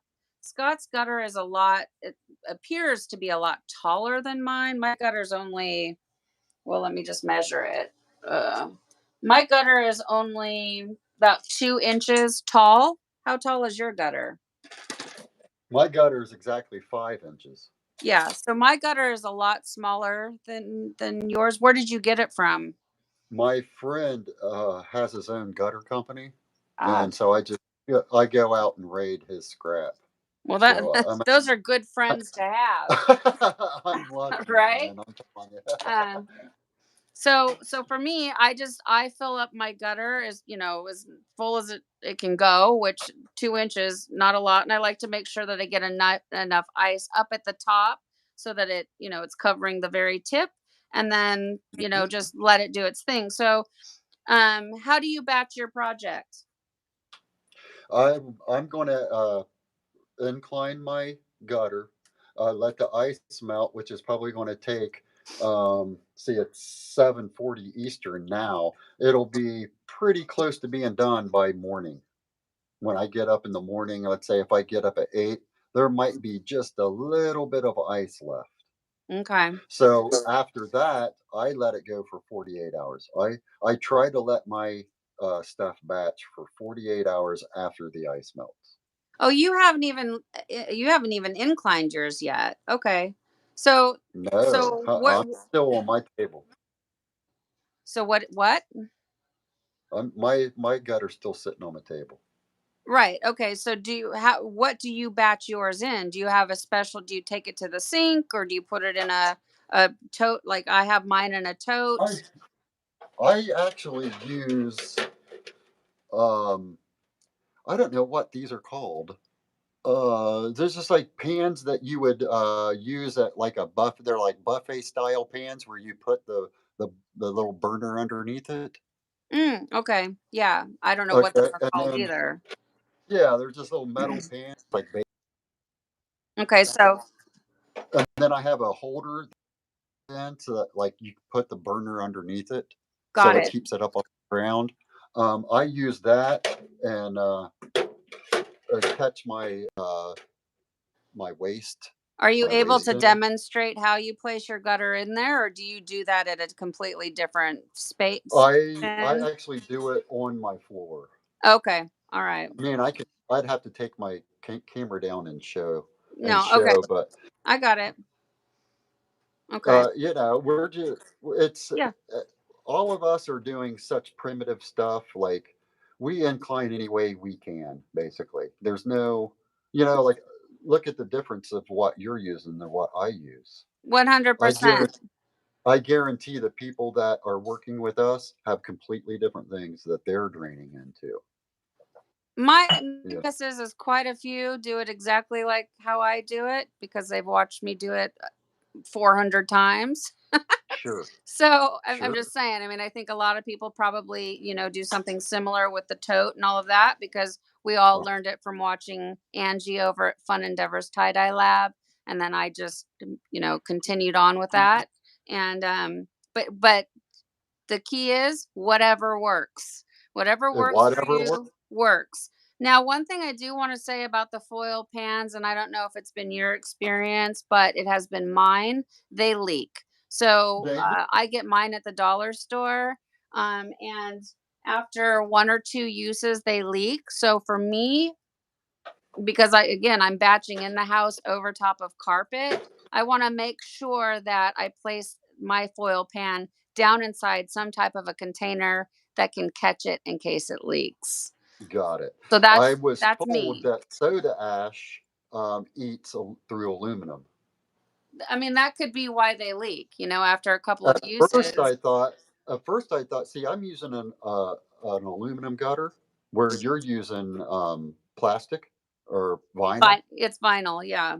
Uh-huh. And at first I thought maybe my sharp edges were cutting it.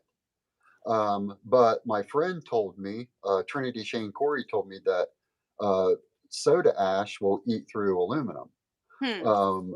So I double it up. I double my pans up. He has So one. they last. They're Excuse me? saying you need to get a YouTube channel, and I just said, yeah, you got one. But I'm gonna let him talk about that when he wants to talk about that. So, but he's got one. It's just brand new. So, but yeah, if y'all want to go over when we're done doing this and subscribe to Scott's channel, and when he does make posts, if he chooses to, you'll already be there and ready to go. So turn your bell on, subscribe, and turn on your bell. So sorry, Awesome. I didn't mean to interrupt you. I just No, saw that. I appreciate it very much. So, But here's Kelly has a good question. Okay, so Parker Cat dies in her basement like we do. Okay. And it's too cold to batch after the ice melts. What are your suggestions? We batch when it's too cold. So what I don't know what advice you might have. You could use a little space heater. I know people use space heaters. Mm-hmm. Sometimes we will actually batch in our bathtub and shut the bathroom door because it stays warmer in there if we shut the door because it's just a small bathroom. Yeah. So sometimes I batch in there just because it's warmer. It stays warmer. So try to find a warm spot in your house. I've heard of people actually making like little chicken houses, which just basically is a box with a hole in it, and you put a lamp, put a light bulb in it, and it keeps it warm, and you can batch in. I've heard of people actually doing that in their yard. Yeah. I mean, if whatever you got to do to get it hot. Whatever works. I wrap mine in like an electric blanket. So after the ice is done, see, in this incline type situation, it's hard to cover it. So what I do is I would use saran wrap or foil to cover the project, and then maybe gently lay like the lid over top of it, and then lay like an electric blanket. And I do have a video that demonstrates how I batch with the electric blanket, so go check it out. I explain it in detail. anything you can do to raise your temperature up to get it up to 70 degrees or higher. So I personally batch my projects for the full 48 hours. I want to make sure that the project has enough time where the procion dye can bond with the natural fibers in the shirt. Anything after 48 hours, the soda ash and procyon dye reaction is null. So batching for like a week, it it doesn't matter. I mean, your project's going to dry out, which is no big deal, but it's not going to make it have better saturation or anything like that. When you're working with blue dyes, you want to make sure that you batch for at least 24 hours. Anything that has a T on the jar stands for turquoise. Turquoise takes the longest to bond. And if you want to have the maximum brightness, 24 hours at 70 degrees or higher. 24 hours is plenty, but I like to see more dye go into the shirt and less dye go down the drain. So that's my personal preference. Scott, how long are you going to batch your project for? 48 hours. Okay. You might have already said that and I missed it. No, that's okay. At least 40. I like to go at least 40, but I have to be like pretty anxious for me to want to go and do it at 40 hours. You know what I mean? I just let Yeah. it go for 2 days. I Yeah. I have learned the patience to just let it go, and if you can do that, you'll get better results. I agree. You Um, know. and after, when if you're brand new to tie dyeing, it's very exciting and it's hard to wait, but you just watched us both go through quite a bit of work to pull it really quick and have maybe more pastel colors. Like for me, it's just easy to let it go because I've been dyeing for so long now. The excitement is not like how it once was.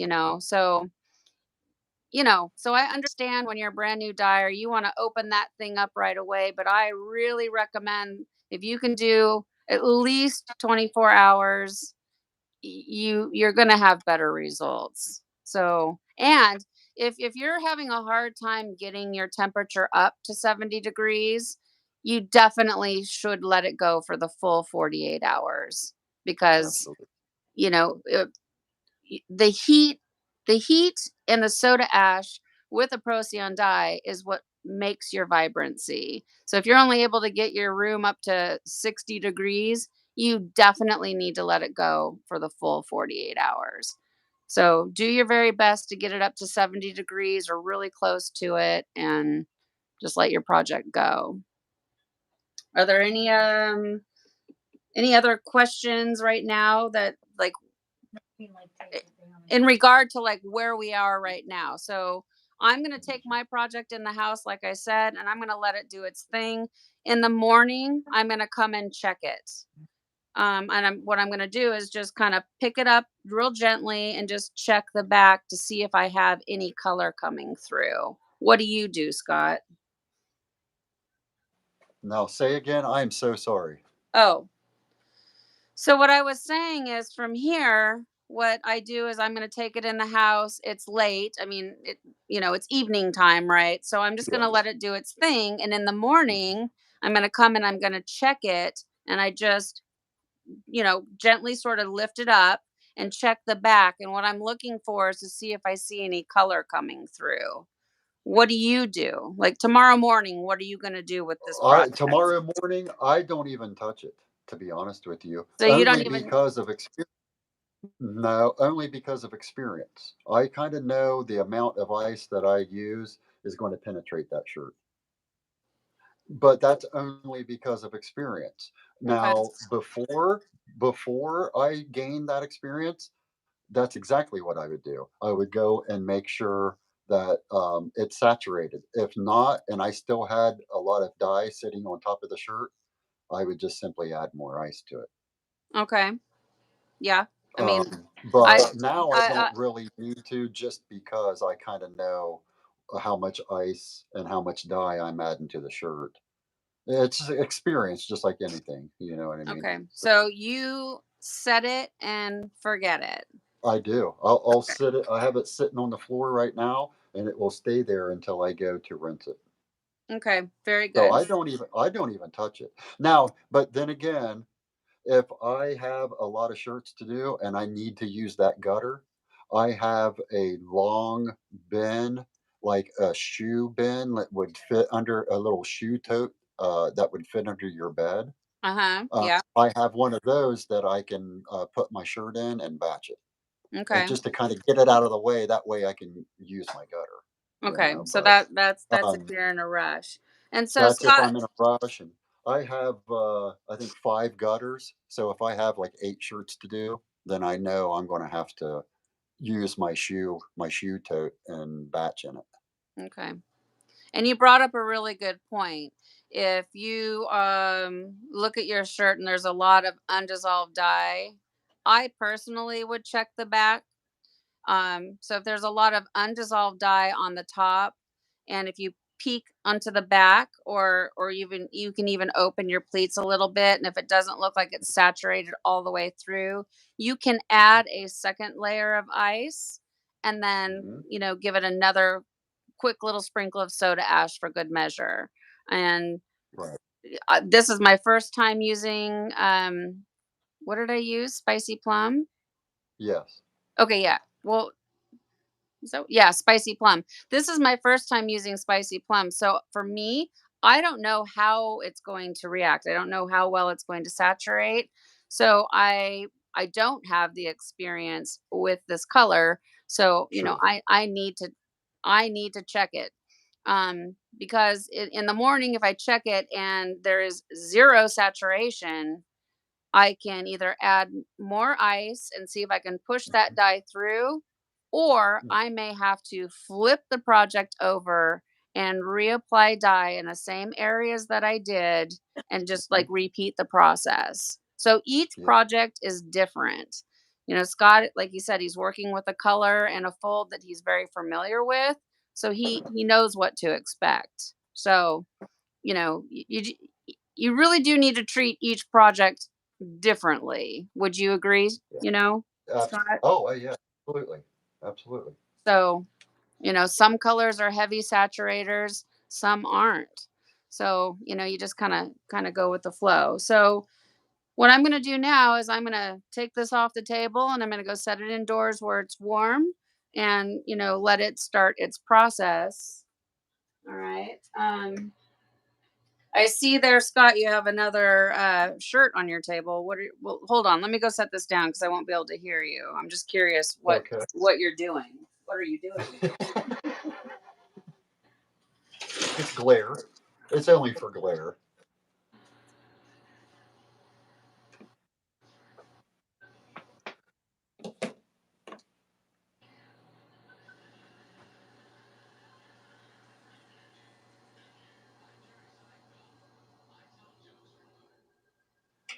All right.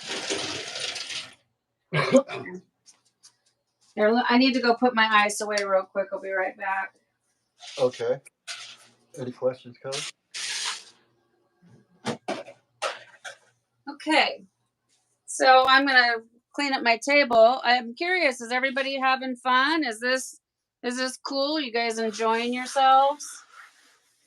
I'm enjoying I had myself. a good. A lot of really good feedback. Yeah. Kelly said there's been a lot of really good feedback. Awesome. And I can see Yeah. Amanda, she's in there, and I know Amanda, she's a big help. I know she helps answer questions for us, Uh-huh. and I appreciate that, Amanda. You've always been a great help. And I appreciate it. And Kelly, thank you by the way for joining in with us. Oh, no problem. I definitely appreciate it. And I hope soon you're gonna do this and Scott's gonna be on the other end of it and you can teach us how to make some of those awesome hoodies you've been doing. Absolutely. I would love that. Hey, I spoke for her. everybody, do you want to see Pro Chemical and Dye make spicy plum? Do you want to see Kelly make some sweatshirts? Come on, everybody. Tell her you want her. They probably do, but she probably doesn't. If I know her. Well, What's her YouTube channel? maybe we can peer pressure her enough to where she'll do one with me. We want you, Kelly. Yes. People are asking my YouTube channel. It's just at @RadDye. Yeah. No, I mean, explain yourself. Explain yourself. People want to know.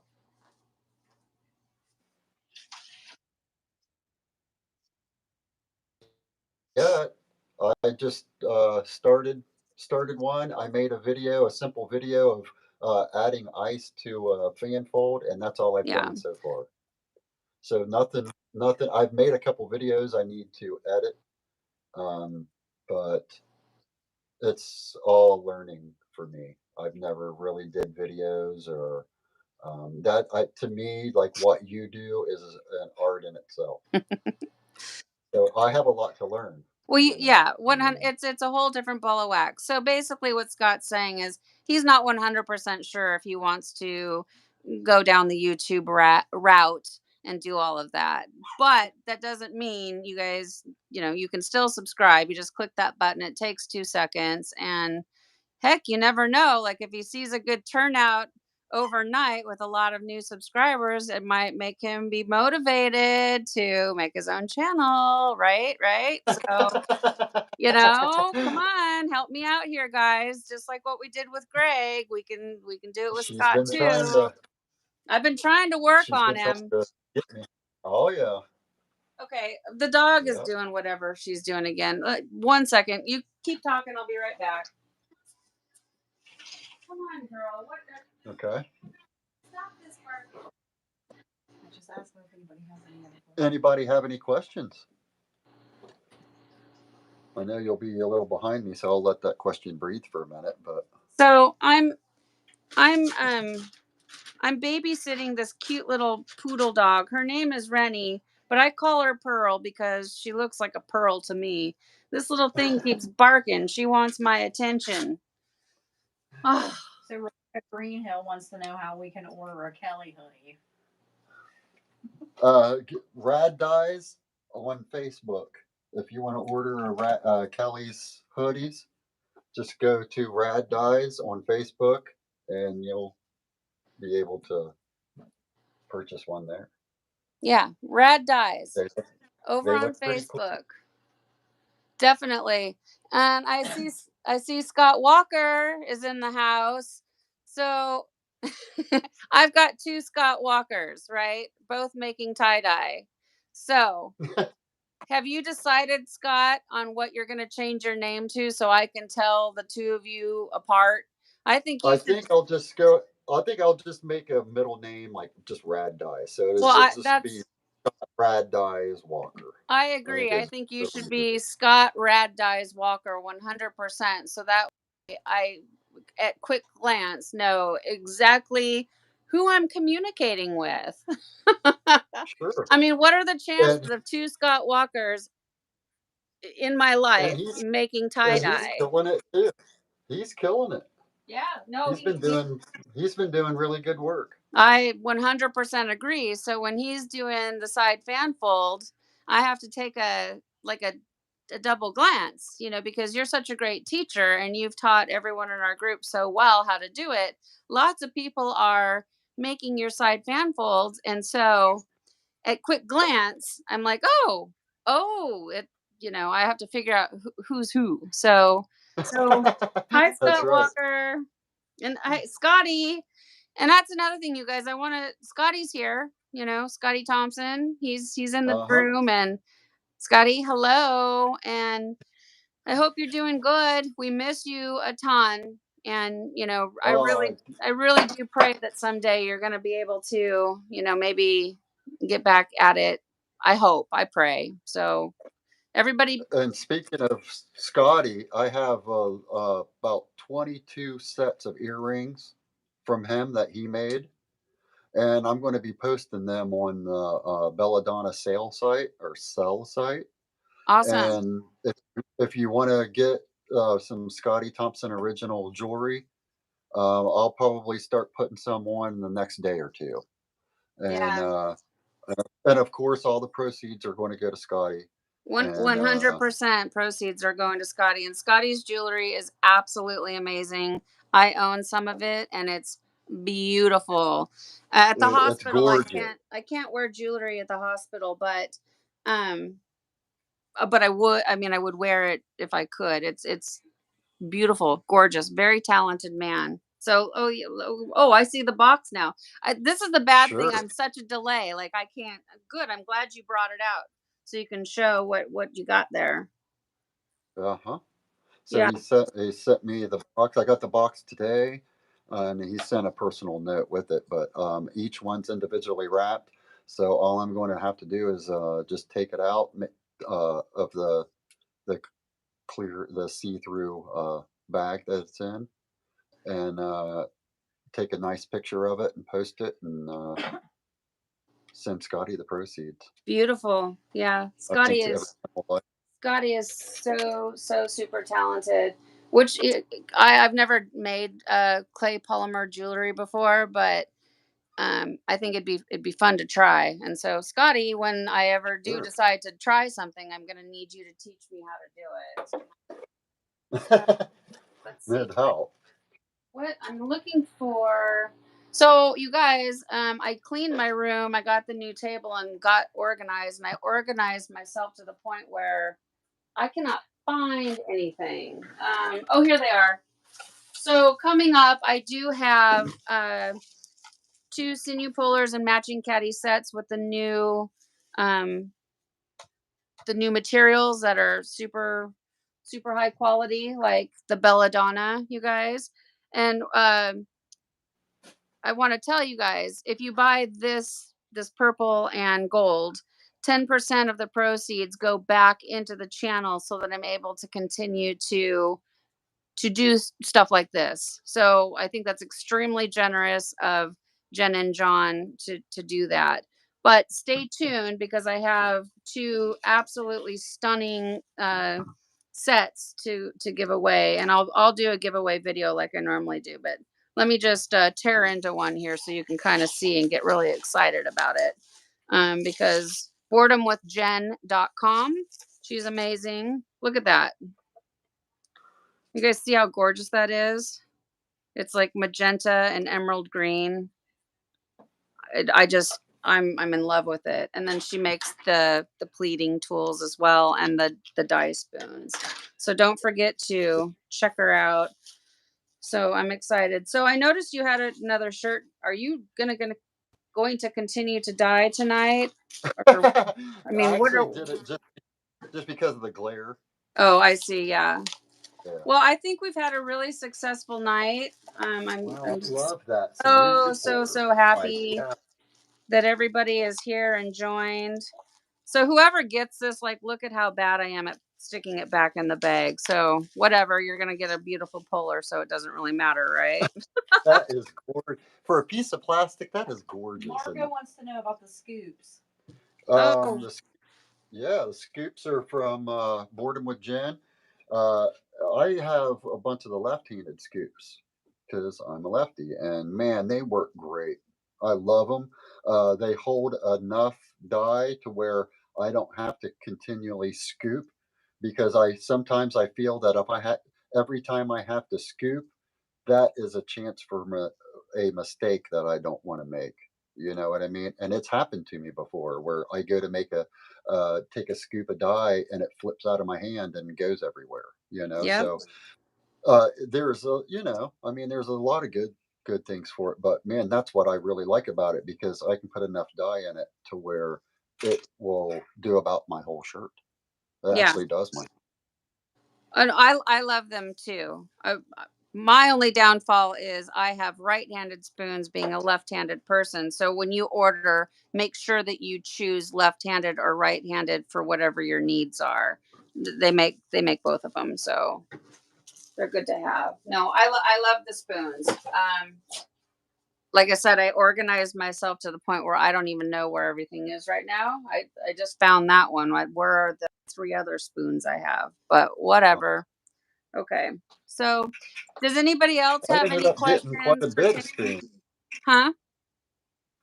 I ended up getting quite a bit of spoons off of her. Yeah. I think I probably got like the It's first one she they're ever nice to made. have.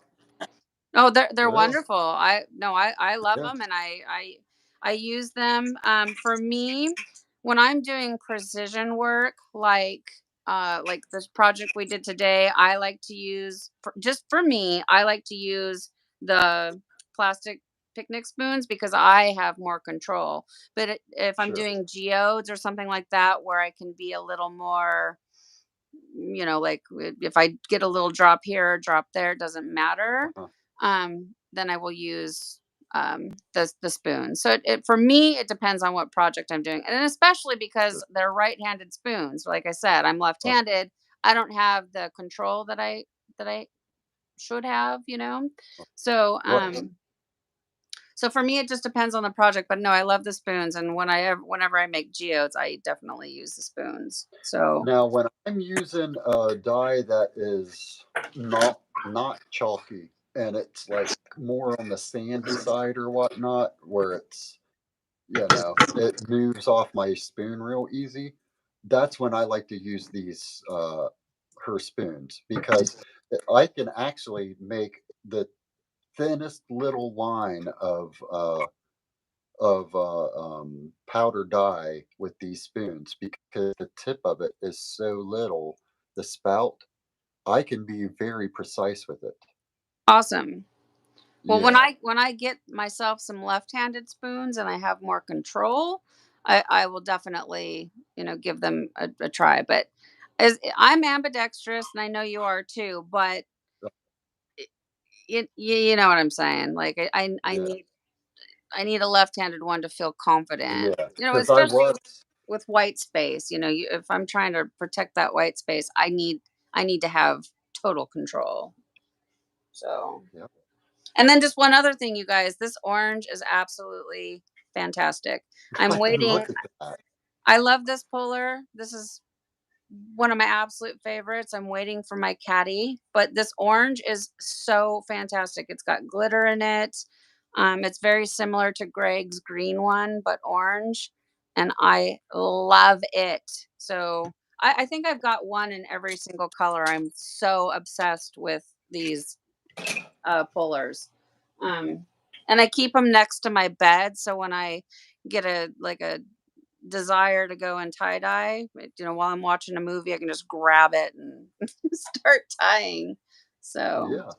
so does anybody have any questions before we wrap this up for the night? Based on the project that we did tonight, I'm hoping for those of you that tied up with us, and for those of you that see this after the fact, when our shirts are done, we're going to be posting them in the group, Belladonna Dyes community tie-dye group, and I want to see you guys share your work as well, because I think that's what the fun part about this is. We're doing it together as a group, and so I want to see how yours turned out. So Absolutely. That'll be fun.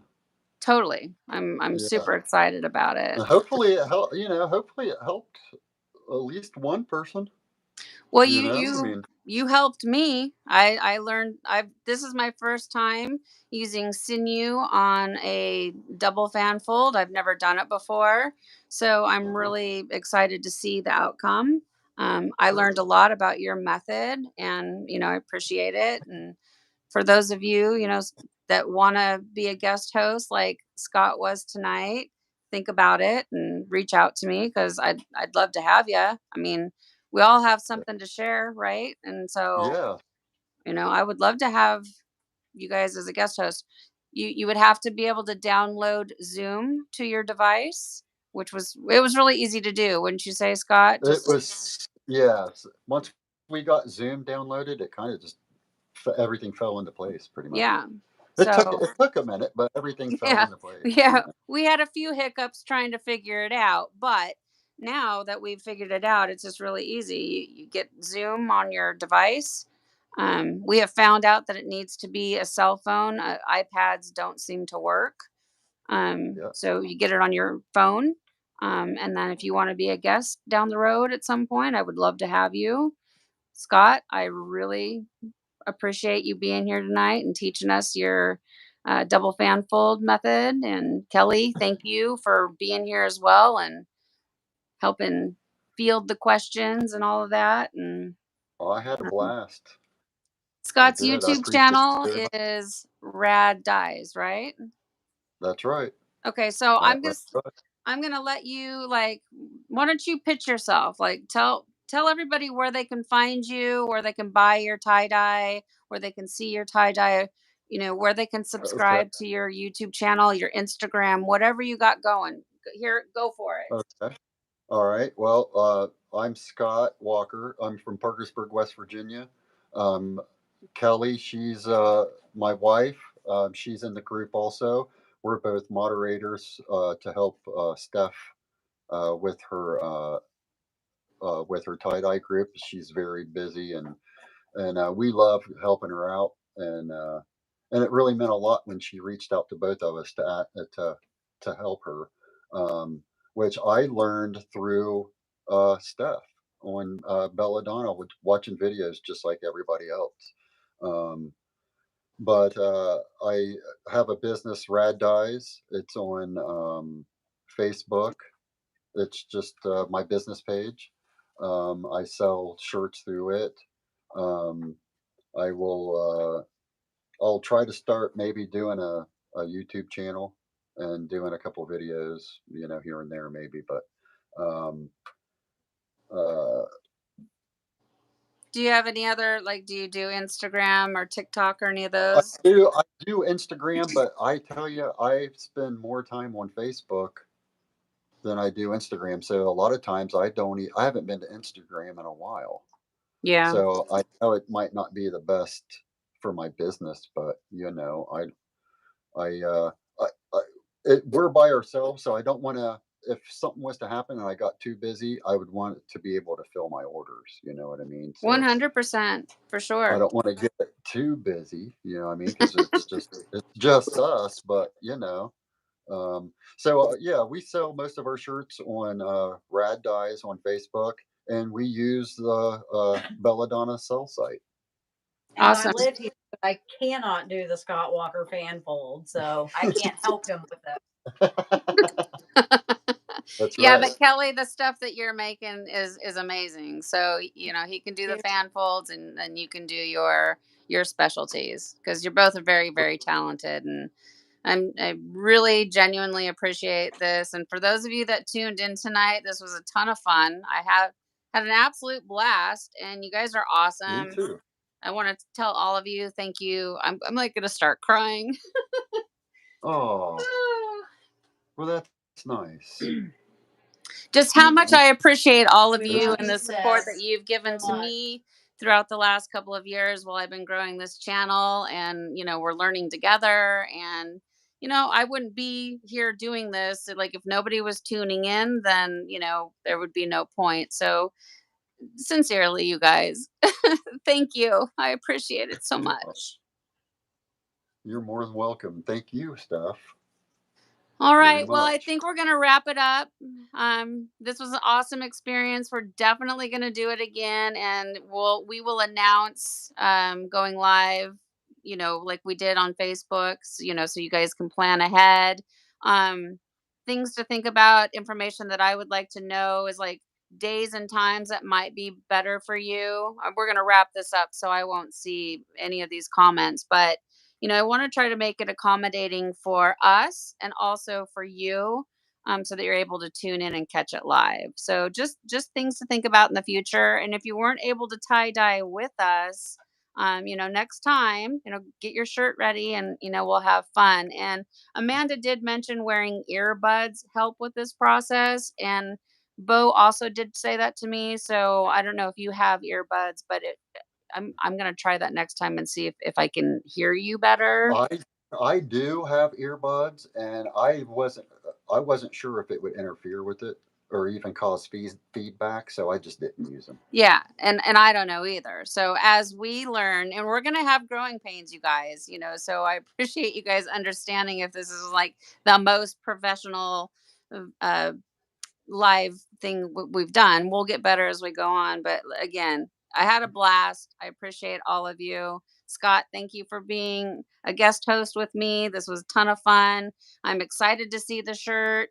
Have to figure out how we're gonna display it, if we're gonna go live again to, just quickly like show our results or what. But you and I can talk about that, later, tomorrow, whatever, and decide like what should And we we'll do. try to figure out, and I'll try to figure out a way to find somebody that was involved in it and just give them this shirt.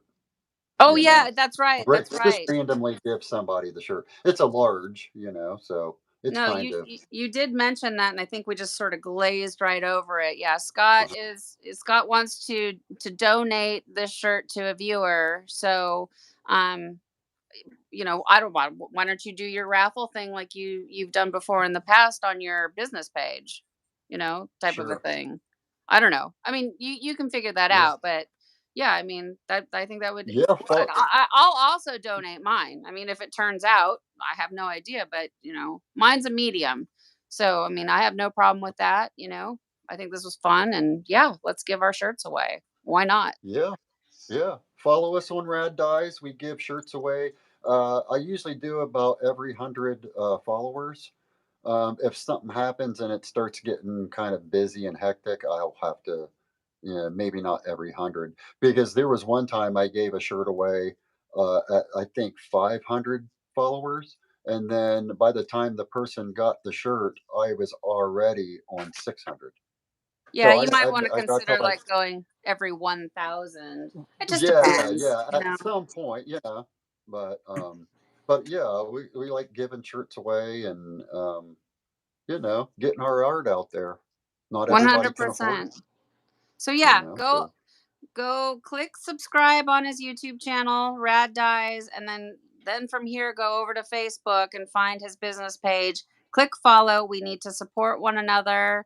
I'm all about building people up and supporting, and so do it. I mean, it just takes 2 seconds to hit that like button. Just click it, and you might win a shirt, right? So and I like doing the same, yes, So if you have a Rad business, Dyes let on me know Facebook. and I'll follow your business too, Yeah. So Follow for a follow. All right. Well, I'm that's going to wrap right. it up. Let's Okay. hang up. You bye everybody. Thank you so very much. I appreciate it. We'll do this again. So stay tuned.